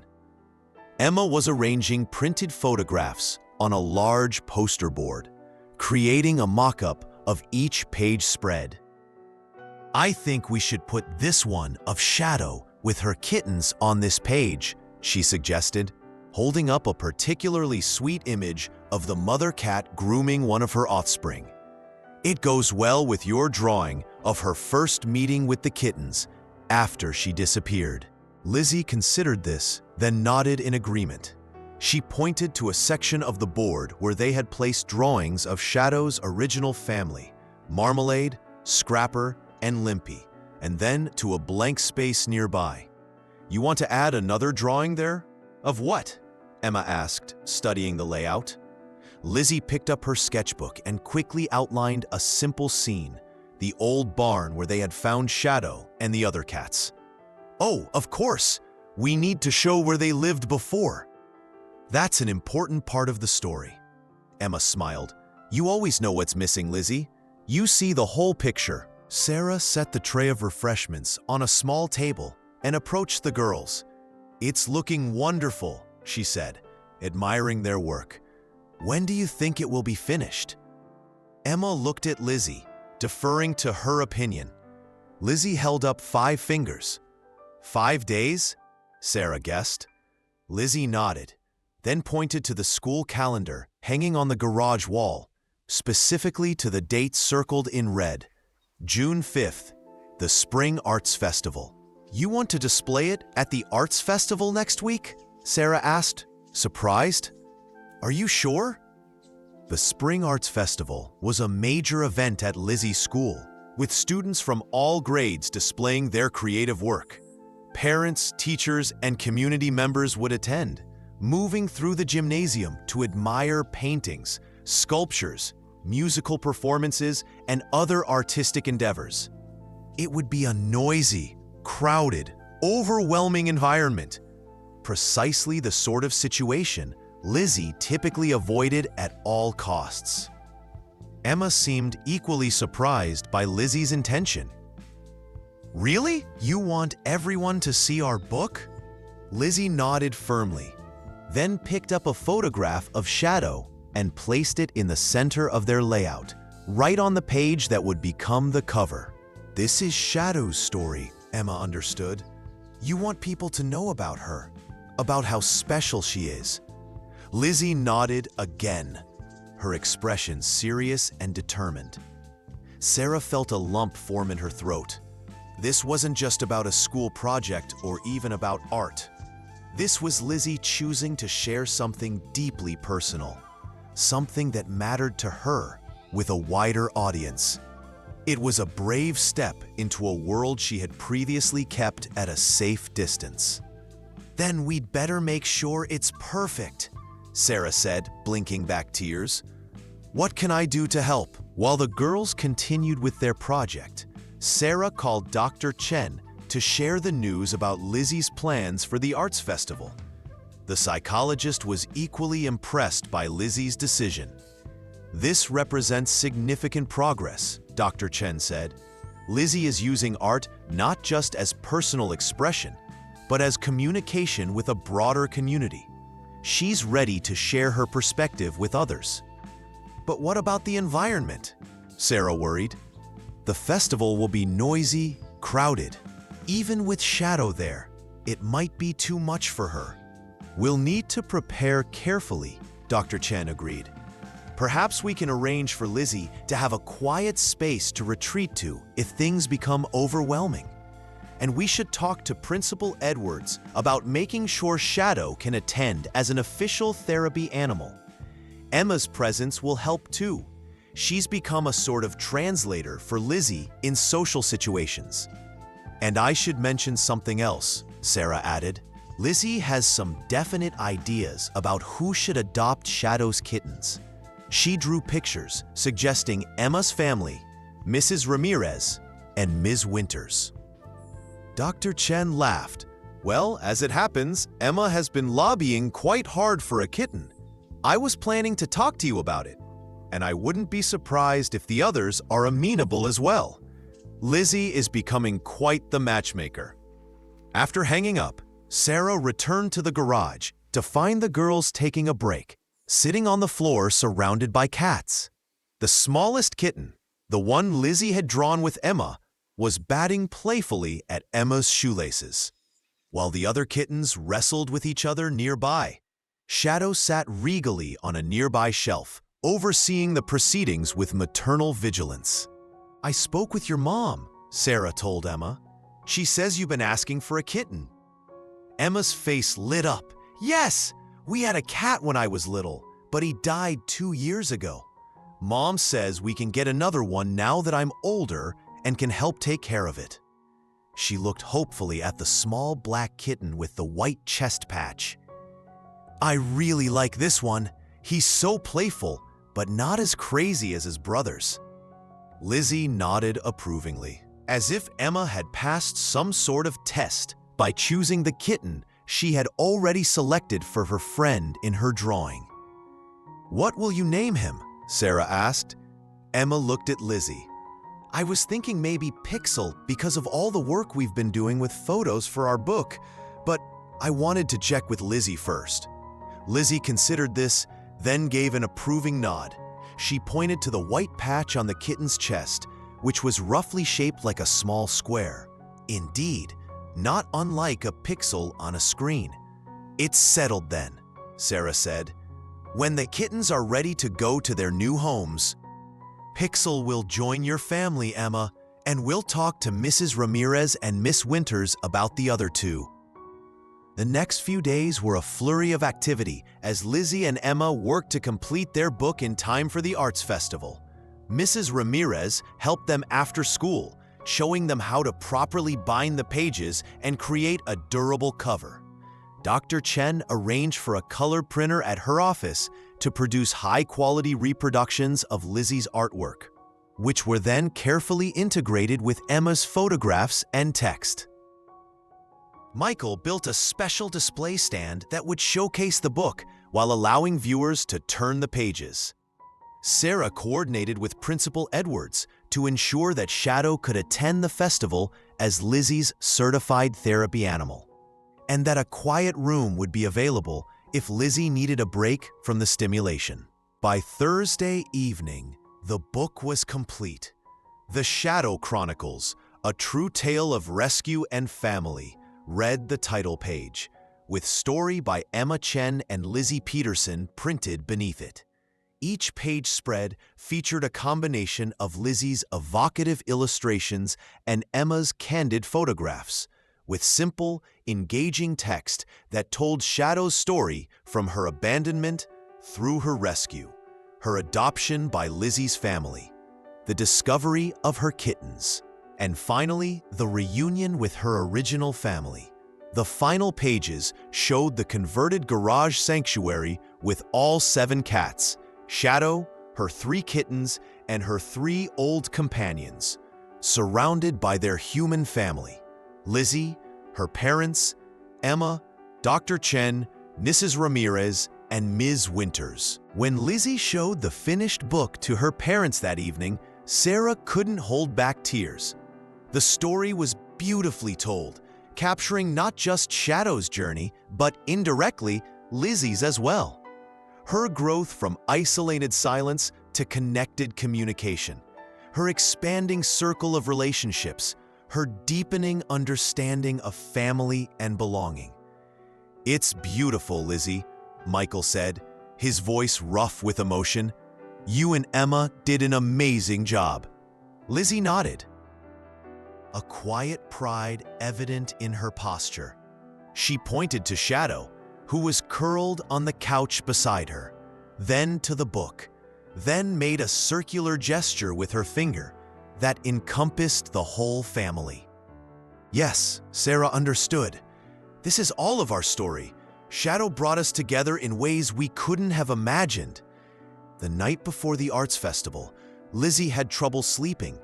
She paced her room restlessly, stopping occasionally to look out the window at the starlit sky. Shadow, sensing her agitation, stayed close, purring reassuringly whenever Lizzie paused in her movements. Sarah, hearing the soft footfalls, gently knocked on Lizzie's door before opening it a crack. "Can't sleep?" she asked softly. Lizzie shook her head, her expression troubled. She pointed to her temple, then made a swirling motion with her finger. "Too many thoughts spinning in your head?" Sarah guessed. Lizzie nodded. She moved to her desk and opened her sketchbook to a new drawing, a detailed rendering of the school gymnasium arranged for the arts festival, filled with crowded figures and bright colors that somehow conveyed noise and chaos. In the corner of the image was a small figure that Sarah recognized as Lizzie, curled in on herself, hands over her ears, while Shadow stood protectively beside her. "You're worried about tomorrow," Sarah said gently. about being overwhelmed by all the people and noise. Lizzie nodded again, her eyes downcast. It's okay to be nervous, honey. It's a big step. But remember, we've made arrangements for you to have a quiet room to retreat to if it gets too much. Shadow will be with you the whole time. Dad and I will be there, and Emma, and Mrs. Ramirez, all the people who understand you and care about you. Sarah sat on the edge of Lizzie's bed, careful not to invade her daughter's space. And it's also okay if you change your mind. If tomorrow comes and you decide you don't want to go, that's all right too. We can display your book without you being there. Lizzie considered this for a moment, then shook her head firmly. She flipped to another page in her sketchbook where she had drawn Shadow standing tall and proud, her amber eyes bright with what looked like determination. Beside the cat was a small figure, Lizzie, with a similar posture of resolve. You want to be brave, like Shadow, Sarah understood. You want to face this challenge. Lizzie nodded emphatically. Then we'll make sure you have everything you need to succeed. And if it gets too hard, there's no shame in taking a break or leaving early. Bravery isn't about never feeling afraid. It's about feeling afraid and doing something anyway. Lizzie seemed to absorb this, her posture relaxing slightly. She returned to the window, gazing up at the stars. Shadow now perched on the windowsill beside her. Sarah watched them for a moment, girl and cat silhouetted against the night sky, each drawing strength from the other's presence. Try to get some sleep, sweetheart, she said finally. Tomorrow is a big day. The morning of the arts festival dawned bright and clear. Lizzie was up early, carefully selecting her clothes. A soft blue dress with no tags that might irritate her sensitive skin, and her favorite noise-canceling headphones to wear around her neck, ready if the environment became too loud. Shadow was bathed and brushed until her black fur gleamed.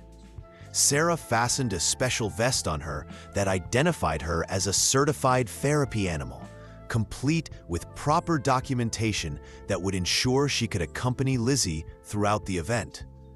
Michael carefully loaded the display stand and book into the car, while Sarah packed a bag with items that might help Lizzie manage the sensory challenges ahead. A water bottle, a few small snacks, a stress ball, and a small sketch pad with pencils in case Lizzie needed to express herself during the festival. When they arrived at the school, the parking lot was already filling with families eager to see the artistic creations of their children. Lizzie hesitated in the car, her hand tight on Shadow's leash. The cat sat calmly beside her, amber eyes fixed on Lizzie's face, as if assessing her readiness. We can take as much time as you need, Sarah assured her. There's no rush. After a few deep breaths, Lizzie nodded and opened the car door. Shadow hopped out beside her, immediately assuming her therapy role, staying close to Lizzie's side as they navigated the busy parking lot. Mrs. Ramirez met them at the gymnasium entrance, her smile warm and encouraging. Good morning, Lizzie. I'm so glad you could make it. Emma is already inside, setting up your display in the special spot we reserved for you. She led them through the growing crowd to a corner of the gym that had been thoughtfully arranged. Instead of being placed in the middle of the room where the noise and traffic would be most intense, Lizzie and Emma's exhibit was positioned against a wall, with a little more space around it than the other displays. A small sign identified it as The Shadow Chronicles by Lizzie Peterson and Emma Chen. Emma was adjusting the display stand, but she looked up when they approached, her face breaking into a delighted smile. You came! And Shadow looked so professional in her vest. Lizzie nodded, some of her tension easing at the sight of her friend. She moved to help Emma with the final arrangements, carefully placing their book on the stand and adjusting it to the perfect angle. Michael set up a small chair behind the display, where Lizzie could sit if she needed to, positioned so that she could see approaching visitors without feeling trapped or cornered. "Remember," Sarah told Lizzie quietly, "the quiet room is just down the hall if you need a break. You don't have to stay the whole time if it gets too overwhelming." Lizzie nodded, but her focus was on their display, making tiny adjustments to ensure everything was perfect. Shadow sat beside her, occasionally scanning the room as if assessing potential threats to her charge. As the gym filled with families and students, the noise level rose steadily. Lizzie slipped her headphones on briefly during the loudest moments, but mostly she seemed determined to experience the event fully. Dr. Chen arrived with 2 cups of hot chocolate, one for Emma and one for Lizzie. "How are you doing?" she asked gently, handing Lizzie the warm cup.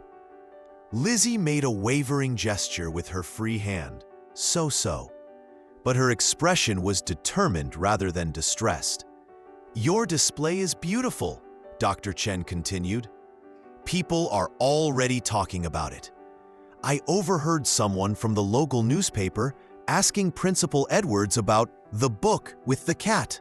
Emma bounced excitedly on her toes. "Really? The newspaper might write about our book?" Dr. Chen smiled. "It wouldn't surprise me. It's quite unique." As the morning progressed, a steady stream of visitors stopped to admire the Shadow Chronicles. Most were drawn initially by Shadow herself, sitting regally beside the display, her presence unusual enough in a school setting to attract attention.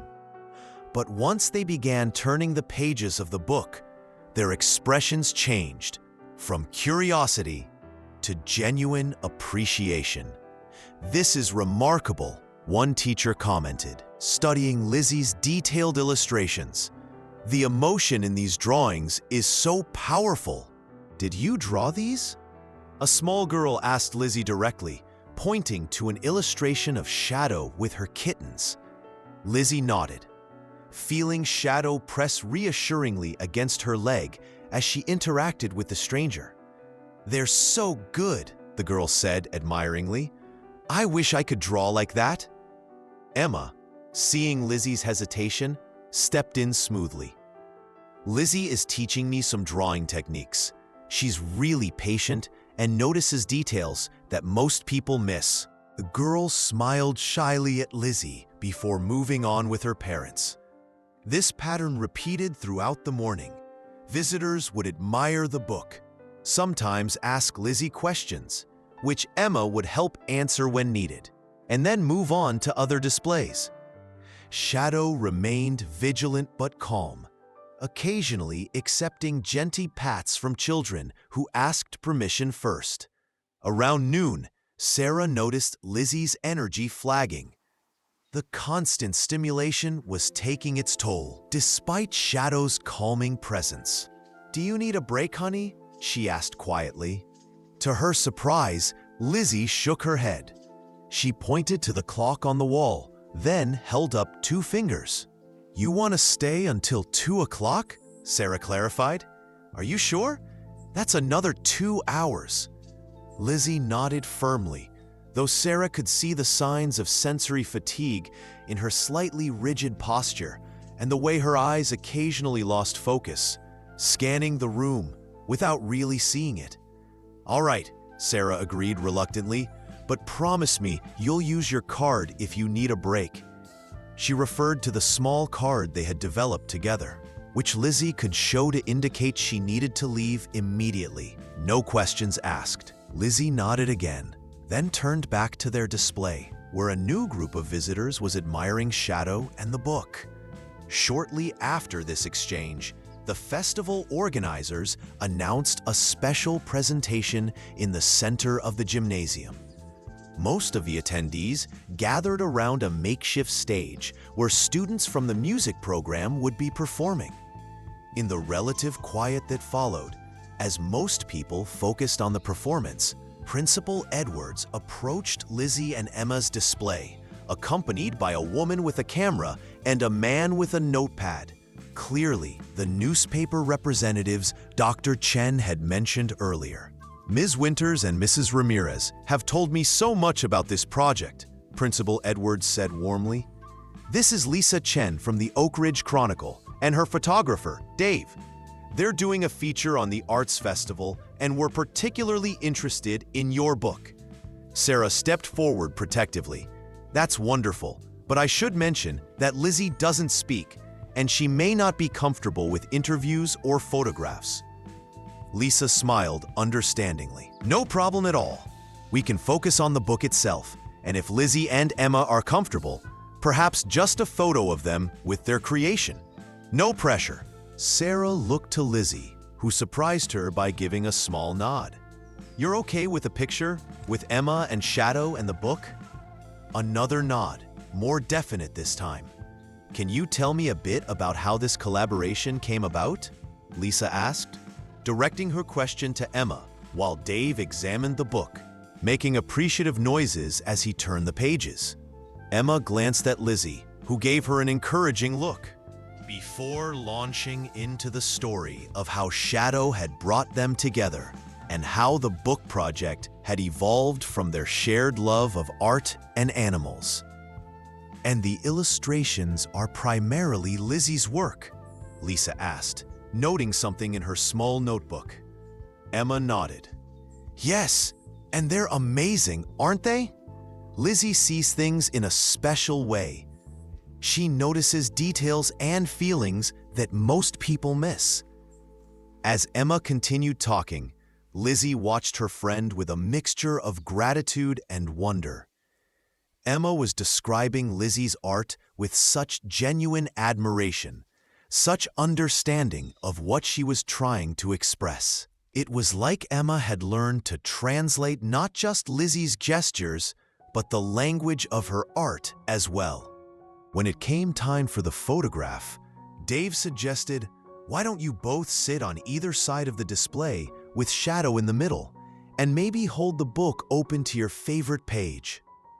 Lizzie and Emma arranged themselves as directed, with Shadow sitting regally between them. Lizzie felt a moment of panic as Dave raised his camera. She had never liked having her picture taken.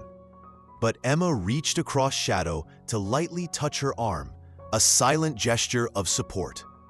Shadow, sensing Lizzie's tension, pressed closer to her side. Perfect, Dave said after snapping several shots. This is going to be a great feature. After the newspaper people left, Lizzie finally reached for her card, indicating she needed a break. The combination of the crowded environment, the interview, and the photography session had pushed her sensory tolerance to its limits. Sarah quickly guided her to the quiet room that had been set aside, Shadow trotting faithfully alongside. The room, normally a small conference space, had been thoughtfully prepared with dimmer lighting, comfortable seating, and minimal stimulation. Lizzie sank gratefully onto a beanbag chair in the corner, Shadow curling up beside her, while Sarah sat quietly nearby, available but not intrusive. After about 20 minutes of peaceful quiet, during which Lizzie closed her eyes and focused on the steady rhythm of Shadow's purring against her side, there was a soft knock at the door. Sarah answered it to find Emma standing there, looking concerned. "Is Lizzie okay?" she whispered. "I told everyone she needed a short break, but people keep coming to see the book. Mrs. Ramirez is watching our display, but she said I should check on Lizzie." Sarah glanced back at her daughter, who had opened her eyes at the sound of Emma's voice. To her surprise, Lizzie was already standing up, Shadow at her heels. "Are you ready to go back?" Sarah asked, surprised. "We can stay here longer if you need to." Lizzie shook her head and pointed to the clock. It was nearly 2, the time she had set for herself to stay at the festival. She wasn't going to leave early. even if it meant pushing through her discomfort. "You're sure?" Sarah double-checked. Lizzie nodded firmly, then walked to the door where Emma waited. The two girls exchanged a look of understanding, and together they headed back to the gymnasium, Shadow walking proudly between them. The final hour of the festival passed in a blur of visitors, comments, and quiet pride. At exactly 2 o'clock, when the event officially ended, Lizzie sat on her chair behind the display, exhausted but triumphant. She had done it, stayed for the entire festival, shared her art with strangers, even allowed herself to be photographed for the newspaper. As Michael carefully dismantled the display and packed up the book, Principal Edwards approached their group once more. "I wanted to personally thank Lizzie and Emma for their contribution to the festival," she said warmly. "Your book was mentioned by many visitors as one of the highlights of the event." She turned to Lizzie, her expression thoughtful. "Mrs. Ramirez tells me you have quite a talent for visual storytelling. I wonder if you might consider creating a piece for permanent display in our school library. Something about the power of books, perhaps, or the joy of reading." Lizzie's eyes widened slightly at this unexpected request. She looked to her parents, then back to Principal Edwards. "No pressure," the principal added quickly. "Just something to think about over the summer. And," she continued, glancing at Shadow, "I have some good news regarding our therapy animal policy." Sarah and Michael both leaned forward slightly, their interest piqued. The school board was quite impressed by the research Dr. Chen presented, as well as the, let's call it, living evidence they saw today in Lizzie and Shadow's interaction. They've approved a pilot program for next school year, allowing properly certified therapy animals to accompany students with documented needs, with appropriate safeguards and supervision. Michael's face broke into a wide smile. "That's wonderful news. Thank you for advocating for this change." Principal Edwards shook her head slightly. "I wish I could take credit, but honestly, it was seeing the difference in Lizzie these past few months that convinced the board. That, and the rather vocal support from a surprising number of parents and teachers." She glanced meaningfully at Dr. Chen, who had apparently been quite persuasive behind the scenes. Lizzie, listening to this adult conversation about her, suddenly reached for her sketchbook. As the others watched, she quickly drew a scene of the school hallway, with several children walking alongside different therapy animals. A dog, a cat, even what looked like a small rabbit. "Yes, exactly," Principal Edwards confirmed, smiling as she studied Lizzie's quick sketch. "Different animals for different children, depending on their needs. It's going to be a learning process for all of us, but I think it's an important step toward making our school more inclusive and supportive." On the drive home, Lizzie sat quietly in the back seat, Shadow curled up beside her, both clearly exhausted from the day's events. But there was a contentment in Lizzie's expression that spoke volumes about her sense of accomplishment. "You did it, honey," Sarah said, turning to look at her daughter. "You set a goal and you achieved it, even though it was hard. I'm so proud of you." Lizzie's hand rested on Shadow's glossy fur, her fingers gently stroking the sleeping cat. She gazed out the window at the passing scenery, her expression thoughtful. Then, reaching for her small travel sketchbook, she began to draw something new. A detailed rendering of the school library, with an empty wall where her future commissioned piece might hang. Sarah, catching a glimpse of the drawing in the rearview mirror, smiled to herself. Lizzie wasn't just looking back at what she had accomplished today. She was already looking forward to the next challenge, the next opportunity to share her unique vision with the world. That evening, after a quiet dinner and an early bedtime for the exhausted Lizzie, Sarah and Michael sat in the living room, Shadow's kittens playing around their feet while the adult cats lounged nearby. "I can't believe how far she's come," Michael said, watching one of the kittens pounce on his shoelace. "Remember where we were just a few months ago? Lizzie barely left her room at school, hardly communicated with anyone outside of us. And now, she's creating books, making friends, handling public events." Sarah nodded, her eyes misting slightly. Shadow changed everything. Or maybe she just helped Lizzie find what was already inside her. And to think we almost said no when Carol asked if we'd consider adopting her, Michael mused, reaching down to gently disentangle a kitten from his sock. "I was so worried about the responsibility, the potential problems." "Sometimes the best decisions are the ones that seem risky at the time," Sarah said. "Speaking of which, have you thought any more about Principal Edward's suggestion? About Lizzie creating art for the school library?" Michael leaned back in his chair, considering. "I think it would be good for her. A new challenge, a way to leave her mark on the school.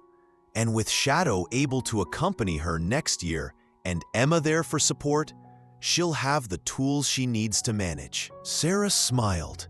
"She's already sketching ideas for it. I saw her drawing the library on the way home."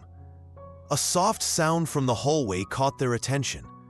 Lizzie stood in the doorway, barefoot in her pajamas, Shadow at her heels. "Hey, sweetheart," Sarah said gently. "Couldn't sleep?" Lizzie shook her head, then approached with something clutched in her hand. She held it out to her parents. A folded piece of paper from her sketchbook. Michael unfolded it carefully, and both he and Sarah gasped softly at what they saw. It was a drawing of the arts festival from earlier that day, rendered with Lizzie's characteristic attention to detail. But what made this drawing special was its perspective. It showed Lizzie herself, standing beside the display of her book, surrounded by a crowd of interested visitors. Shadow was at her side, and Emma was nearby. Sarah and Michael stood at a slight distance, watching with proud smiles. But most remarkable was the expression Lizzie had drawn on her own face. Not anxious or overwhelmed, but calm, focused, even slightly smiling. Proud of her creation, connected to the people around her. At the bottom of the page, in careful, precise handwriting, were 3 simple words: "I did it." Sarah felt tears spring to her eyes. "Yes, you did, Lizzie. You absolutely did." Michael opened his arms in a silent invitation, and to their surprise, Lizzie stepped forward and allowed herself to be hugged. A rare acceptance of physical affection that spoke volumes about her emotional state. When she stepped back, her expression was tired but peaceful. She pointed toward her bedroom, a clear indication that she was ready to return to sleep. "Good night, sweetheart," Sarah said softly. "Sleep well." Lizzie nodded, then turned and padded back down the hallway, Shadow following closely behind, their shadows merging on the wall in the dim light. Sarah carefully placed the drawing on the coffee table, where they could see it clearly. "It's like getting a glimpse inside her head," she murmured, "seeing how she perceives herself, how she experienced today." Michael nodded, "And it's not how I would have imagined it from observing her. I saw her anxiety, her moments of overwhelm, but she saw her own bravery, her connection with others, her accomplishment. That's what her art does," Sarah realized. "It bridges the gap between her inner experience and our outer observation. It's been there all along, her way of saying, 'This is how I see the world. This is how I feel. This is who I am.'" Michael reached for his wife's hand, squeezing it gently. "And all it took was one limping black cat to help us start listening." Later that night, when Sarah checked on Lizzie, One last time before going to bed herself, she found her daughter sleeping peacefully, one arm draped over Shadow, who lay curled against her side. The cat opened one amber eye at Sarah's approach, then closed it again, content in her role as guardian, companion, and bridge between worlds. On Lizzie's desk, her sketchbook lay open to a new drawing, one she had started just before falling asleep. It was only partially complete, but Sarah could make out the beginning of a mural design, clearly intended for the school library wall. At its center was a girl reading a book, with a black cat sitting beside her. Flowing outward from the pages of the book were streams of color and light, transforming into images, worlds and characters and possibilities, all connected by ribbons of vibrant energy. Sarah recognized it immediately for what it was, a visual metaphor for how books and art could create connections, could transport us into other worlds, other perspectives, how they could bridge the gaps between people who might otherwise never understand each other. It was, in essence, what Lizzie herself had accomplished through her own art, building bridges from her silent world to the noisy one around her, finding a voice without words, creating a language all her own, and then teaching others how to understand it. Sarah gently closed the sketchbook and placed it back on the desk before quietly leaving the room, carrying the image in her heart, a blueprint for the bridges yet to be built, the connections yet to be made, the hidden talents yet to be discovered. The summer passed in a series of warm, golden days. The rhythm of the Peterson household had changed completely from the previous year, transformed by the presence of Shadow and her extended feline family. The garage sanctuary became a hub of activity, with Marmalade, Scrapper, and Limpy gradually growing more comfortable around humans, particularly Lizzie, whom they seemed to recognize as their connection to Shadow. Shadow's kittens had found their new homes, just as Lizzie had planned. Pixel, the smallest with the white chest patch, lived with Emma and Dr. Chen, who often brought him for family reunions when they visited. Mrs. Ramirez had adopted the middle kitten, a playful male she named Pallet, while Miss Winters had taken the largest, dubbing him Hemingway for his 6 toes and stoic personality. These strategic placements meant that Lizzie could still see all 3 kittens regularly, maintaining connections that were important to her. Lizzie spent much of the summer working on her art, especially the commissioned piece for the school library. She had expanded on her initial concept, creating a detailed mural design that depicted a journey through literature, from ancient myths to modern stories, all connected by flowing ribbons of color that originated from an open book at the center. Shadow appeared multiple times throughout the design, a guide leading the viewer from one literary world to another. Emma visited often, sometimes bringing Pixel for playdates with Shadow, sometimes just to sit quietly beside Lizzie as they each worked on their own creative projects. The article about their book had appeared in the Oak Ridge Chronicle 2 weeks after the Arts Festival, featuring a photograph of Lizzie and Emma with Shadow and their creation. The headline read, "Silent Storyteller, Local Student Finds Her Voice Through Art." The story had attracted attention beyond their small community, leading to inquiries from a children's book publisher interested in their Shadow Chronicles. Dr. Chen had helped navigate these discussions, serving as an intermediary and ensuring that Lizzie's needs and boundaries were respected. The possibility of turning their project into a real published book remained on the horizon, an exciting but slightly overwhelming prospect. As August waned and the new school year approached, Lizzie's anxiety began to manifest in subtle ways. Increased time spent alone in her room, more detailed and somewhat rigid schedules for her daily activities, occasional meltdowns when routine was disrupted. Shadow, ever attuned to her human's emotional state, stayed especially close during these times, providing the steady, calming presence that had become so essential to Lizzie's well-being. "I'm worried about the transition back to school," Sarah confided to Michael one evening after Lizzie had gone to bed. "Even though she'll have Shadow with her this year, it's still going to be a big adjustment." Michael nodded, looking up from the documents he'd been reviewing, the school's new therapy animal policy and the specific accommodation plan they had developed for Lizzie and Shadow. "At least she'll be with Ms. Winters again. The continuity should help, and Emma will be in her class too.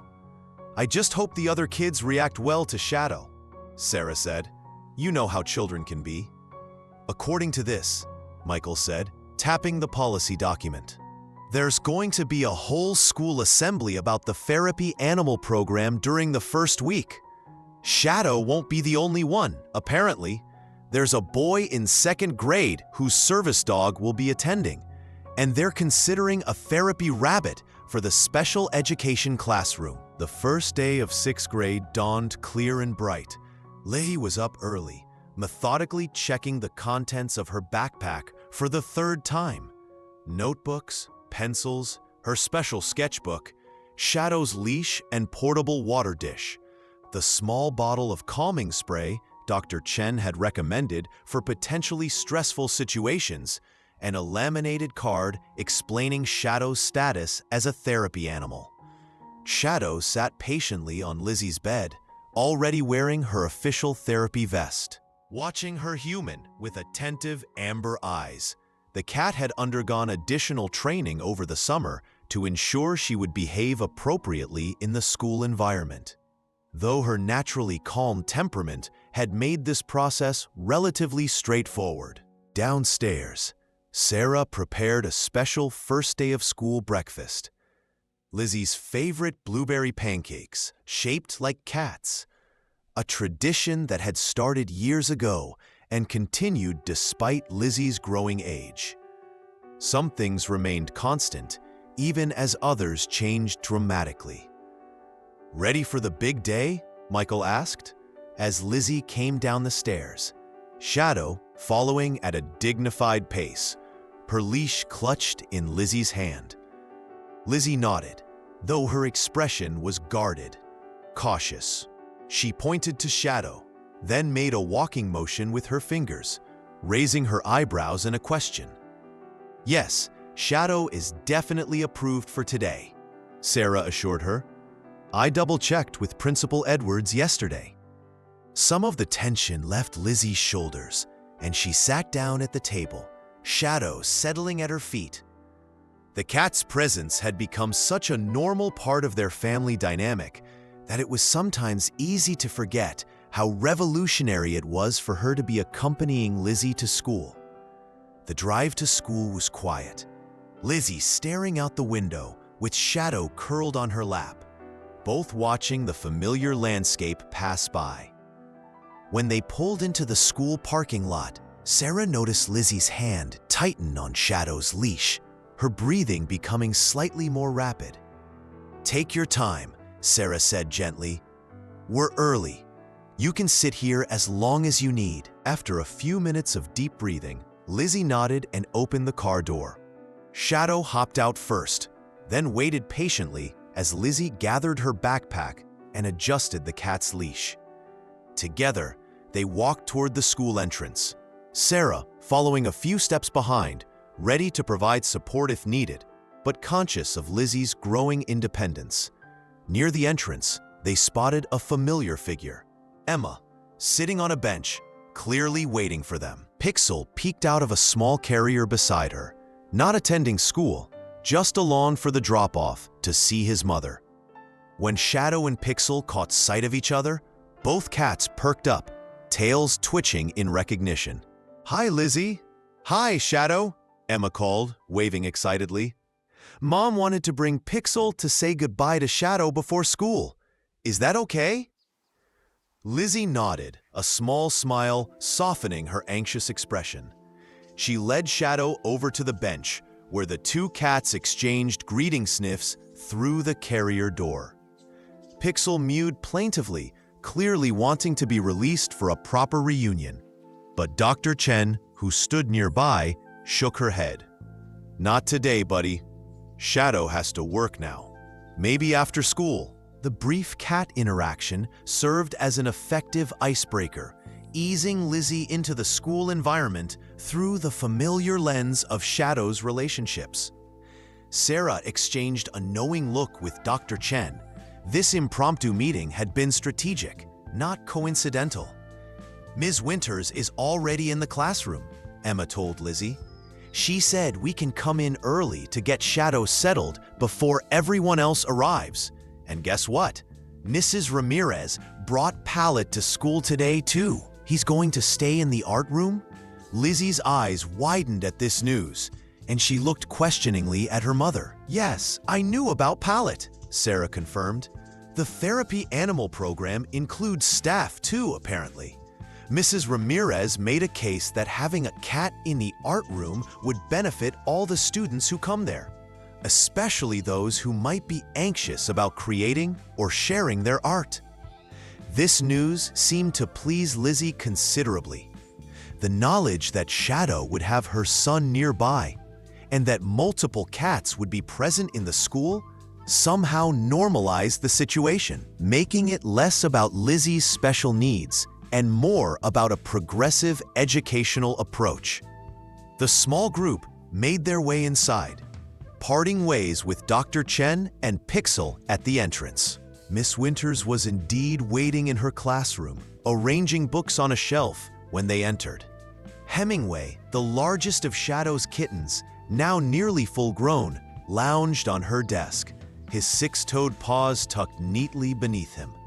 When Shadow entered, his ears perked up, and he made a soft chirruping sound of recognition. Good morning, Lizzie, Emma, and of course Shadow.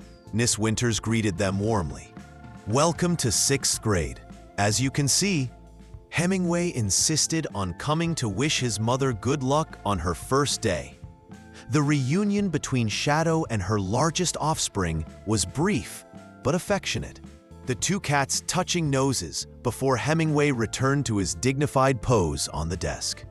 We've set up a special space for Shadow, Miss Winters explained, showing them a small cushioned bed positioned near Lizzie's assigned desk. And there's a water dish and a quiet area behind that screen if she needs a break from the classroom activity. She pointed to a decorative folding screen in the corner that created a small, secluded nook. The thoughtfulness of these arrangements clearly touched Lizzie. She reached for her sketchbook and quickly drew a simple but heartfelt thank you, showing it to Miss Winters. You're very welcome, the teacher replied.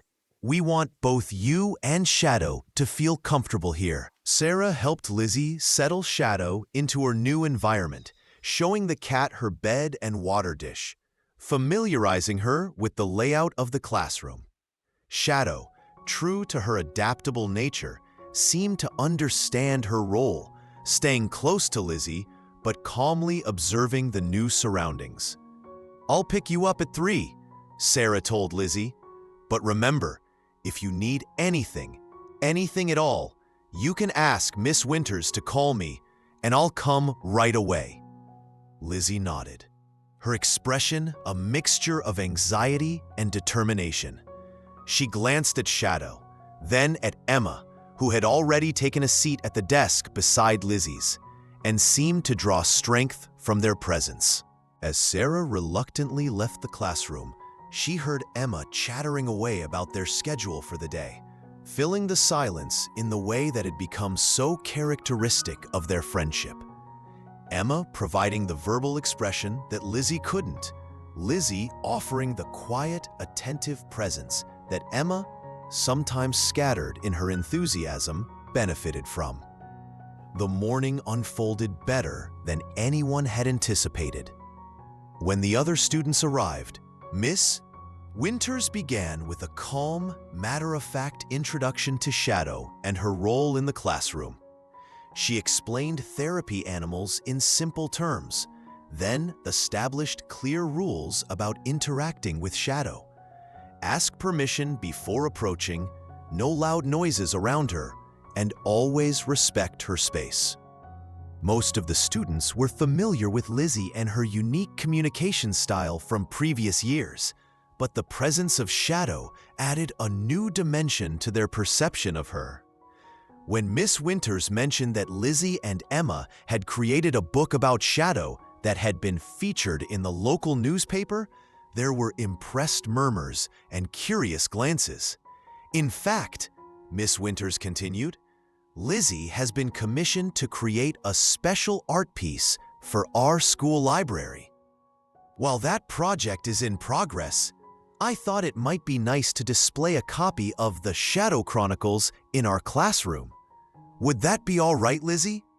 Lizzie considered this for a moment, then nodded. Emma immediately volunteered. I brought an extra copy. It's in my backpack. This small spotlight on Lizzie's achievement set a positive tone for how the other students perceived her. Instead of focusing on her differences or limitations, they were introduced first to her talents and contributions. It was a subtle but significant shift in framing.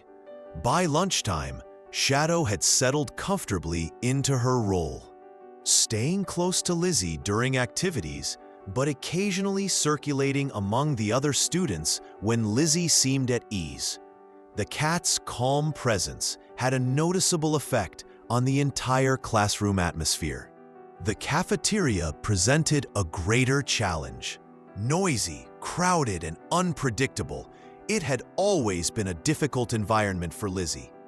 Today, however, she had Shadow by her side, providing a focal point for her attention, a buffer between her and the sensory chaos.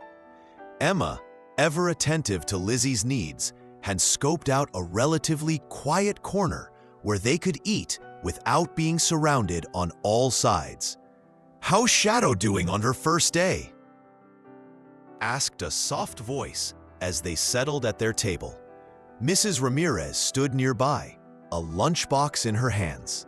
Lizzie gave a thumbs up, pointing to Shadow, who was sitting calmly beside her chair, alert but relaxed.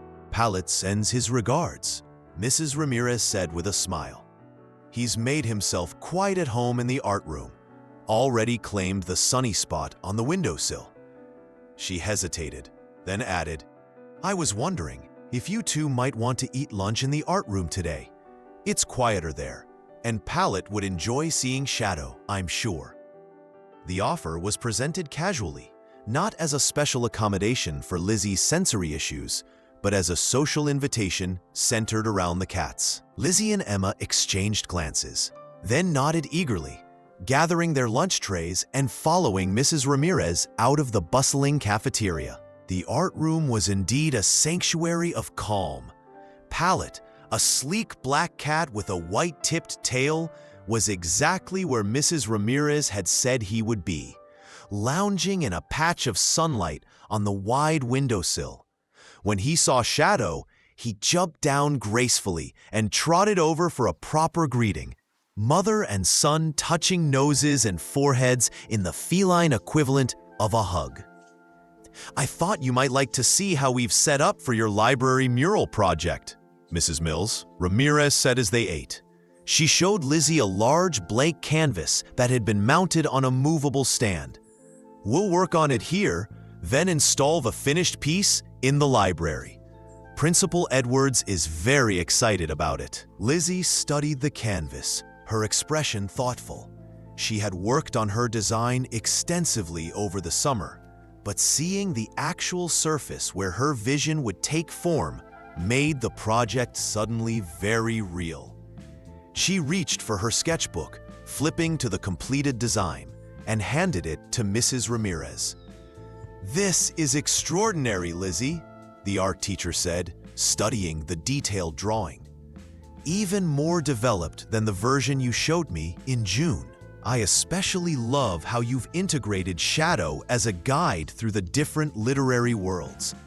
Emma leaned over to look at the design. It's like shadow is the spirit of imagination, leading readers from one story to another, she observed. Lizzie nodded, pleased that Emma had captured her intention so perfectly. Shadow, as if aware that she was the subject of discussion, jumped up onto a nearby stool, sitting tall and dignified, while Palette playfully batted at her gently swishing tail. We'll start work on the mural next week during your regular art periods, Mrs. Ramirez explained. Emma is welcome to join us, of course. I've arranged for both of you to have extended art time this semester, with Miss Winters in charge. Approval, since this is an official school project. The remainder of the first day passed relatively smoothly. By the time Sarah arrived to pick up Lizzie, both girl and cat seemed tired, but content. How did it go? Sarah asked as they walked to the car, Shadow patting quietly beside Lizzie on her leash. Lizzie made a thumb-up gesture, then held her hand flat and tilted it side to side. Okay, with some ups and downs. Did Shadow help when things got difficult? A definite nod, accompanied by a gentle stroke of Shadow's head. And I hear you had lunch in the art room with Palette? Another nod, this one accompanied by a small smile. That evening, after dinner, Lizzie retreated to her room while Sarah and Michael discussed the day's events. Miss Winters called me, Sarah told her husband. She said Lizzie did remarkably well. There was one moment during science when a group experiment got loud and chaotic, but Shadow immediately pressed against Lizzie's legs, and she was able to stay in the classroom instead of needing to leave like she would have in the past. Michael nodded, pleased but not surprised. They've built such an incredible bond. Shadow just knows what Lizzie needs, sometimes before Lizzie herself realizes it. And apparently their book is quite the hit, Sarah continued. Emma brought their copy to display in the classroom, and several kids asked to look at it during free reading time. Ms. Winters said one boy, Tyler, the one who caused problems with Shadow last year, even apologized to Lizzie after reading it. Said he didn't understand before what Shadow meant to her. Michael raised his eyebrows. That's unexpected and positive. It makes me think about what Dr. Chen said. Sarah mused about how Lizzie's art isn't just pretty pictures, it's language. She's communicating through her drawings in a way that people can understand, sometimes better than if she used words. The first weeks of school established a new rhythm. Shadow accompanied Lizzie each day, her presence becoming so familiar that she was soon regarded as simply another member of the class. The school assembly about therapy animals had helped normalize their presence, and the careful rules established by Ms. Winters ensured that both Lizzie and Shadow felt secure in the classroom environment. Lizzie began work on the library mural during her extended art periods, with Emma assisting and Mrs. Ramirez providing guidance when needed. The project was ambitious, a 6-foot by 4-foot canvas depicting literary worlds flowing from an open book, with Shadow appearing in various scenes as a guide. As September turned to October, Lizzie's confidence grew. She still didn't speak verbally, but her communication through art, gesture, and the occasional written note became more fluid, more assured. She began using a tablet app Dr. Chen had recommended, which allowed her to quickly select images or type short phrases when needed, though she still preferred her sketchbook for more complex or emotional expressions. One crisp autumn day, as Lizzie worked on the mural in the art room, Shadow curled on a nearby stool, while Pallet batted at a scrap of paper on the floor. Mrs. Peterson from the publishing company came to visit. Dr. Chen accompanied her, having arranged the meeting and prepared Lizzie for what to expect. "This is absolutely charming," Mrs. Peterson said, examining the copy of The Shadow Chronicles that Emma and Lizzie had created. "The combination of Lizzie's illustrations and Emma's photographs works beautifully, and the story has real emotional resonance. I think it could be the beginning of a wonderful series."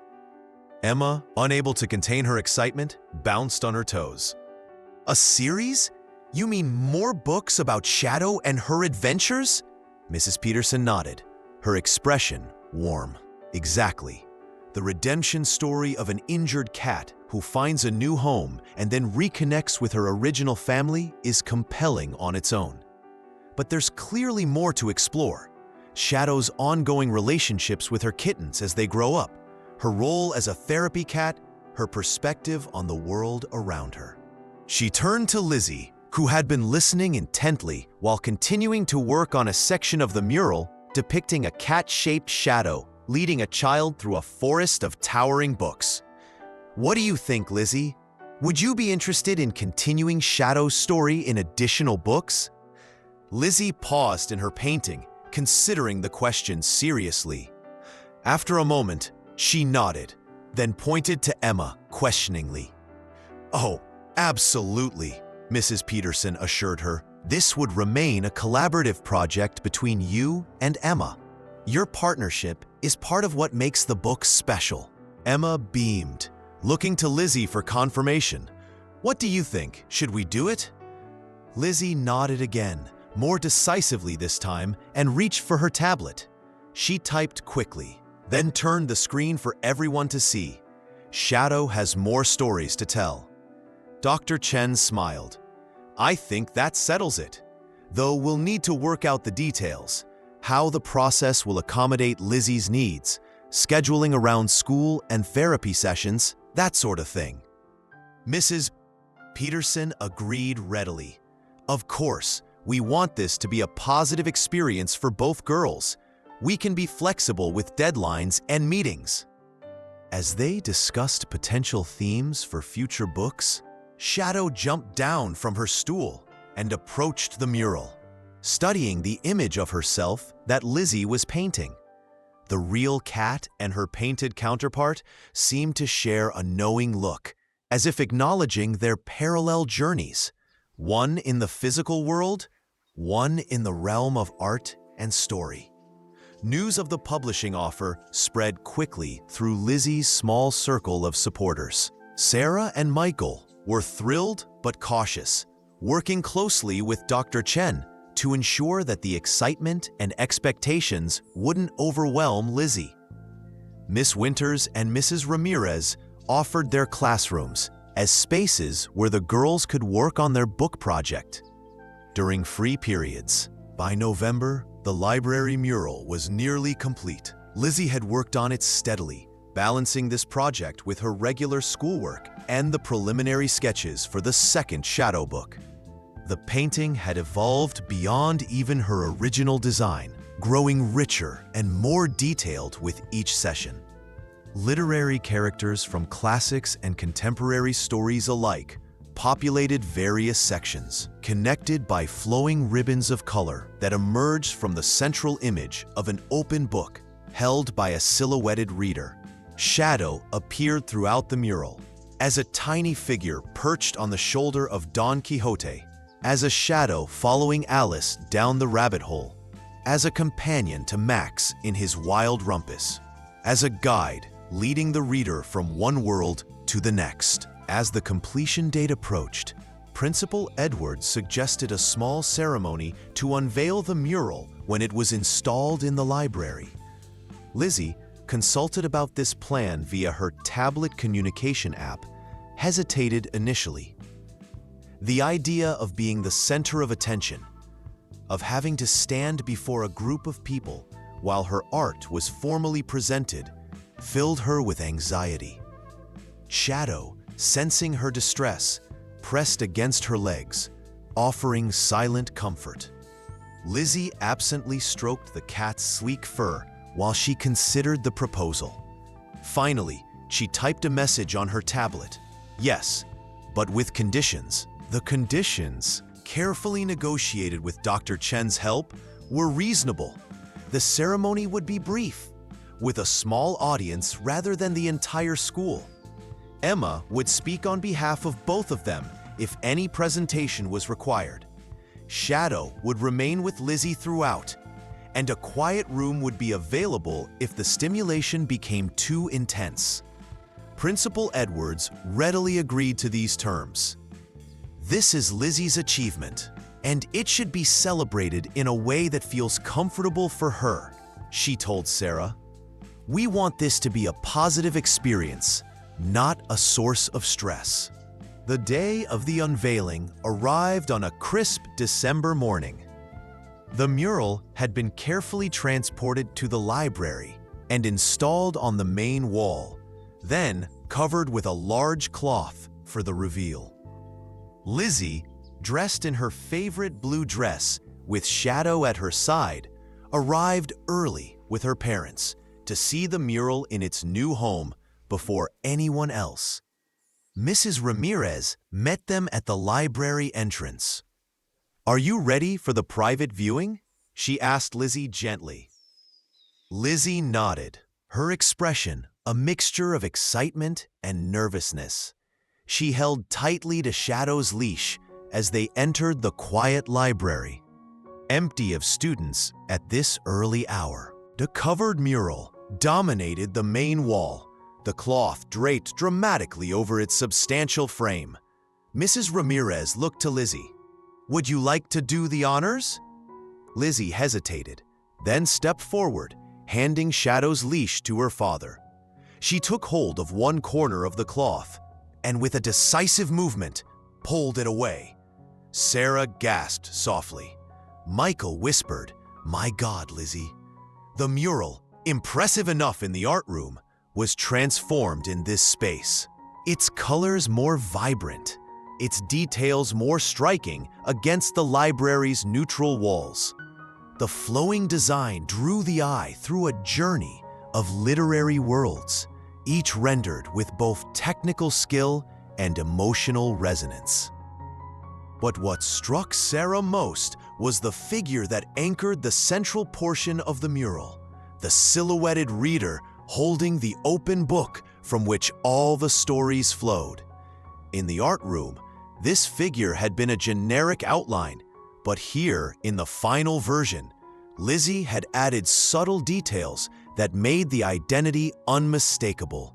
The distinctive curve of Shadow's tail as she sat beside the reader, but more tellingly, a small hearing aid visible behind the reader's ear. It was Mrs. Peterson, the school librarian who had first welcomed Lizzie to her quiet corner among the encyclopedias, who had noticed her love of drawing and quietly supplied art books, who had recognized Shadow that first day and helped forge the connection between girl and cat. Mrs. Peterson herself appeared in the doorway at that moment, having been invited to the private viewing. She stopped abruptly when she saw the mural, her hand rising to cover her mouth. After a long moment of stunned silence, she turned to Lizzie. "You put me in your painting," she said, her voice thick with emotion. "I'm the one holding the book." Lizzie nodded, watching Mrs. Peterson's reaction carefully. "Oh, Lizzie," the librarian said softly, tears gathering in her eyes. "I don't know what to say. This is the most beautiful gift anyone has ever given me." Oh! Lizzie reached for her tablet, typing quickly. She turned the screen for Mrs. Peterson to read. "You gave me books and quiet space when I needed them. You saw me." The simple message captured the essence of what Mrs. Peterson had done for Lizzie long before Shadow came into their lives. Recognized a child who processed the world differently, and instead of trying to change her, created an environment where she could be comfortable being herself. The official unveiling ceremony, an hour later, was brief and carefully managed, just as Lizzie had requested. A small group gathered in the library. Principal Edwards, Miss Winters and her 6th grade class, Mrs. Ramirez, Dr. Chen and Emma, and a few other teachers who had supported Lizzie's journey. Principal Edwards kept her remarks concise, thanking Lizzie for her contribution to the school and explaining the significance of the mural as both art and inspiration for young readers.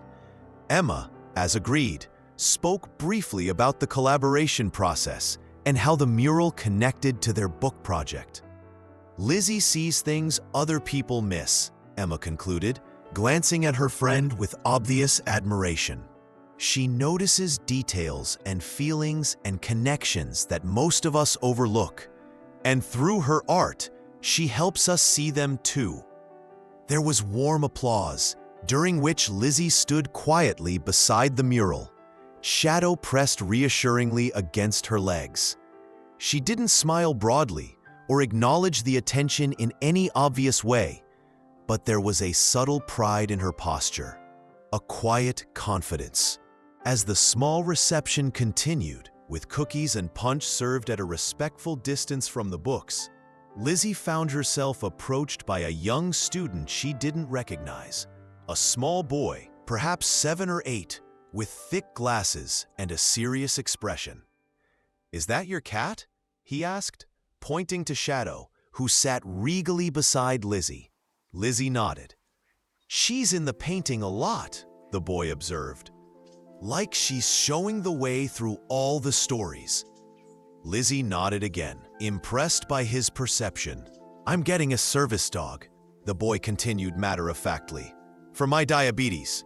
He'll go to school with me just like your cat does with you." He hesitated, then asked, "Was it scary at first, having everyone look at you and your animal?" Lizzie considered the question seriously, then reached for her tablet. She typed a brief message and showed it to the boy. "Yes, but Shadow made me brave." The boy nodded solemnly, as if this confirmed something he'd suspected. "That's what my mom says will happen with me and Ranger, that we'll be brave together." He smiled suddenly. "Maybe I'll draw pictures of Ranger like you draw Shadow. But I'm not as good at art as you." Lizzie typed again. "Practice helps. I could show you sometime." The boy's face lit up. "Really? That would be awesome!" He was called away by his teacher then, but he waved enthusiastically as he left, clearly thrilled by the interaction. Emma, who had been watching from nearby, approached with a glass of punch. "Making new friends?" she asked, handing Lizzie the drink. Lizzie nodded, a small smile playing at the corners of her mouth. She typed on her tablet. "He's getting a service dog. Wants to draw it like I draw Shadow." "Looks like you have a fan," Emma grinned. "Maybe even a future art student." Sarah, watching this exchange from across the room, felt a familiar tightness in her throat. A year ago, the idea of Lizzie voluntarily interacting with a stranger, offering to teach someone, making what amounted to a social plan, it would have seemed impossible. Yet here she was, navigating a public event with anxiety, but not paralysis, finding connections through her art and Shadow that created bridges to other people. Dr. Chen appeared at Sarah's side. "She's doing beautifully," the psychologist observed quietly. "Look at her body language, still reserved, still processing sensory input carefully, but not overwhelmed. She's found strategies that work for her." "Shadow is a big part of those strategies," Sarah said, watching as the cat maintained her position by Lizzie's side, a steady, calming presence in the midst of social activity. "Yes, but don't underestimate what Lizzie herself has accomplished," Dr. Chen replied. "Shadow provides support, but Lizzie has done the hard work of developing communication tools, building relationships, pushing herself beyond her comfort zone. The cat is a bridge." but Lizzie is the one walking across it. As the reception wound down, Lizzie approached her parents, Shadow trotting beside her. She pointed to the clock, then to the door, a clear indication that she had reached her tolerance limit and was ready to leave. "Of course, honey," Sarah said. "You've done so well today. We're so proud of you." As they prepared to leave, Principal Edwards approached for a final word. "The mural is absolutely magnificent, Lizzie. It will inspire generations of students in our library." She hesitated, then added, "I've had an inquiry from the Children's Hospital in the city. They're renovating their pediatric wing and looking for artwork that would bring comfort and joy to the children there. I mentioned your talent, and they're very interested in discussing a possible commission. No pressure, of course. Just something to think about." Lizzie's eyes widened at this unexpected development. She looked at Shadow as if consulting with the cat, then typed on her tablet. "Could Shadow visit the children too, while I work and after?" Principal Edwards smiled. "I'm sure that could be arranged. Many hospitals have therapy animal programs already." Lizzie nodded thoughtfully, then typed again. "I'll think about it." As they walked to the car, Michael asked, "Are you really considering the hospital project, Lizzie?" "That would be a big undertaking." Lizzie typed a longer message this time. "Sick kids might feel alone like I did. Art and Shadow could help them too." Sarah and Michael exchanged glances, both moved by their daughter's response. It wasn't about recognition or achievement. It was about connection, using her gifts to help others who felt isolated or different, just as she once had. "We'll support whatever you decide," Sarah assured her, one step at a time. That evening after dinner, Lizzie sat at her desk, Shadow curled in her lap, working on a new drawing. It showed a hospital room with a child in bed, looking sad and alone. Then the same room again, but with Shadow sitting beside the bed, and colorful images flowing across the walls. Scenes of adventure, friendship, and courage. Michael, passing by the open door, paused to watch his daughter at work. Her face was serene, focused, the anxious tension that had often marked her features in the past, notably absent. Shadow purred contentedly in her lap, occasionally looking up at the drawing as if offering input. Later, when Lizzie had gone to bed, Shadow curled at her feet as always. Sarah found the drawing on her desk. Beneath it, Lizzie had written in her careful handwriting, "Art can build bridges." "Shadow showed me how." Sarah stood for a long moment, studying the drawing and the words beneath it. Then she went to find Michael, who was reading in the living room. "I think she's gonna do it," Sarah told him, describing the drawing she'd found. "The hospital project." Michael set his book aside. "She's come so far," he said softly. "Remember where we were a year ago, when just getting through a school day was an ordeal? And now she's considering a major project in an unfamiliar environment, thinking about how she can help other children." It's not just about Shadow anymore, Sarah realized. She's found her own voice through her art. Shadow opened the door, but Lizzie walked through it herself.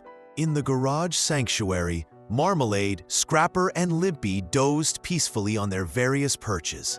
No longer feral, but not quite domesticated either, existing in a middle space that worked for them. Just as Lizzie had found her own way of being in the world that wasn't typical, but was authentic and meaningful. The next morning, Saturday, Lizzie was up early. She went first to check on the cats in the garage, Shadow trotting at her heels. Then she returned to the kitchen where Sarah was making coffee and handed her mother a piece of paper. It was a carefully written note. "I want to do the hospital project. Can we call Principal Edwards today?" "Of course we can," Sarah said, smiling at her daughter. Are you sure this is what you want to do?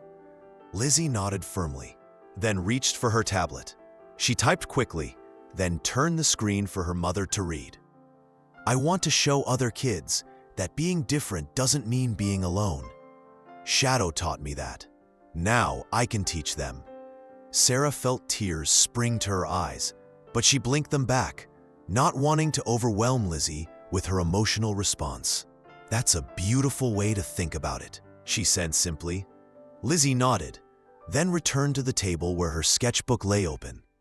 She was already sketching ideas for the hospital murals, vibrant, hopeful scenes that acknowledged the challenges of illness and treatment, but focused on courage, community, and the power of imagination to transcend physical limitations. Shadow featured prominently, of course, but now joined by other therapy animals, dogs, rabbits, even a gentle horse that seemed to leap right off the page. As she drew, Shadow curled up on the chair beside her, amber eyes occasionally studying the emerging images. The cat's quiet presence remained a constant, a touchstone, but no longer the sole connection between Lizzie and the wider world. Now there were others: Emma, Mrs. Ramirez, Ms. Winters, Dr. Chen, the younger boy with diabetes, and all the unknown children who might find comfort in her art. A persistent meowing from the doorway announced the arrival of Marmalade, who had taken to visiting the main house occasionally, usually when food was being prepared. Sarah laughed and opened a can of cat food, setting a small portion on a saucer for the orange visitor. Shadow watched from her perch beside Lizzie, seemingly approving of this integration of her two families. Michael, entering the kitchen in his bathrobe, took in the scene. Lizzie absorbed in her art, Shadow keeping watch, Marmalade enjoying breakfast, Sarah preparing pancakes while making notes about contacting the hospital. The normal chaos of a Saturday morning, but so different from where they had been a year before. "What's all this?" he asked, gesturing to Lizzie's sketches spread across the table. "Lizzie's decided to take on the hospital project," Sarah explained. "She's already working on concepts." Michael smiled, unsurprised. Of course she is. He poured himself coffee, then sat down across from his daughter. "These are beautiful, Lizzie. The children will love them." Lizzie looked up briefly, meeting her father's eyes for a fleeting moment. Still not easy for her, but becoming more possible with practice. She nodded acknowledgement of his compliment, then returned to her drawing, adding details to a scene of a therapy dog sitting beside a child in a wheelchair. Later that morning, Emma called to discuss their next book project. Sarah put the phone on speaker so Lizzie could participate in the conversation while continuing to draw. "I was thinking," Emma's voice bubbled with enthusiasm, "what if the next book is about Shadow making friends with the other therapy animals at school? Like Ranger, the service dog that's coming, and Mrs. Ramirez's cat, and maybe even some new animals that haven't arrived yet." Lizzie nodded, though Emma couldn't see her, and typed on her tablet, "Yes, and visiting the hospital too." Sarah read Lizzie's response aloud for Emma's benefit. "The hospital? Oh, are you doing the mural project Principal Edwards mentioned? That's awesome, Lizzie. Shadow can be like an ambassador, showing other therapy animals how to help kids who are sick or scared. And we can take photos while you're working on the murals to use in our book." The conversation continued, ideas flowing between the two girls, Emma speaking rapidly, her thoughts tumbling over each other in her excitement, Lizzie responding more deliberately via typed messages that Sarah relayed, her contributions fewer, but precisely targeted. It was a partnership that worked because of their differences, not despite them. Emma provided the verbal fluency and social navigation that Lizzie found challenging. Lizzie contributed the visual storytelling and thoughtful perspective that balanced Emma's sometimes scattered approach. Together, they created something neither could achieve alone. As the day progressed, filled with planning and sketching and the comfortable routines of family life, Sarah found herself reflecting on the extraordinary journey of the past year. From a silent, isolated child to a young artist finding her voice and place in the world. From a wounded stray cat to a healing presence that bridged worlds. From a family struggling to connect to one that had discovered new ways of understanding and communicating. That evening, after dinner, the family gathered in the living room. Michael was reading, Sarah was knitting, a hobby she had recently taken up, and Lizzie sat cross-legged on the floor, Shadow in her lap, putting the finishing touches on her hospital mural concepts. The kittens' photos, sent by their various adoptive parents, were displayed proudly on the refrigerator, regular updates that maintained the connections Lizzie valued. The quiet moment was interrupted by a text notification on Sarah's phone.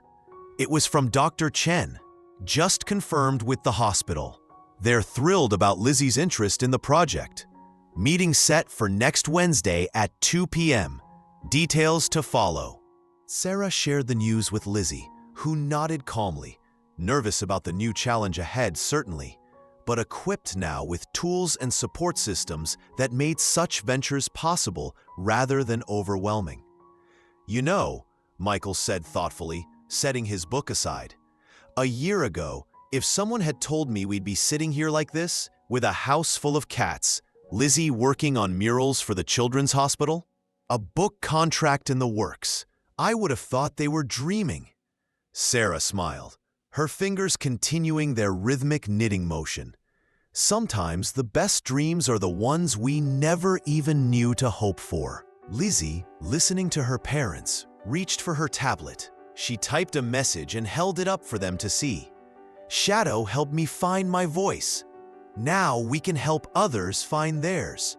As if understanding she was being discussed, Shadow stretched in Lizzie's lap, then settled back, her amber eyes half closed in contentment.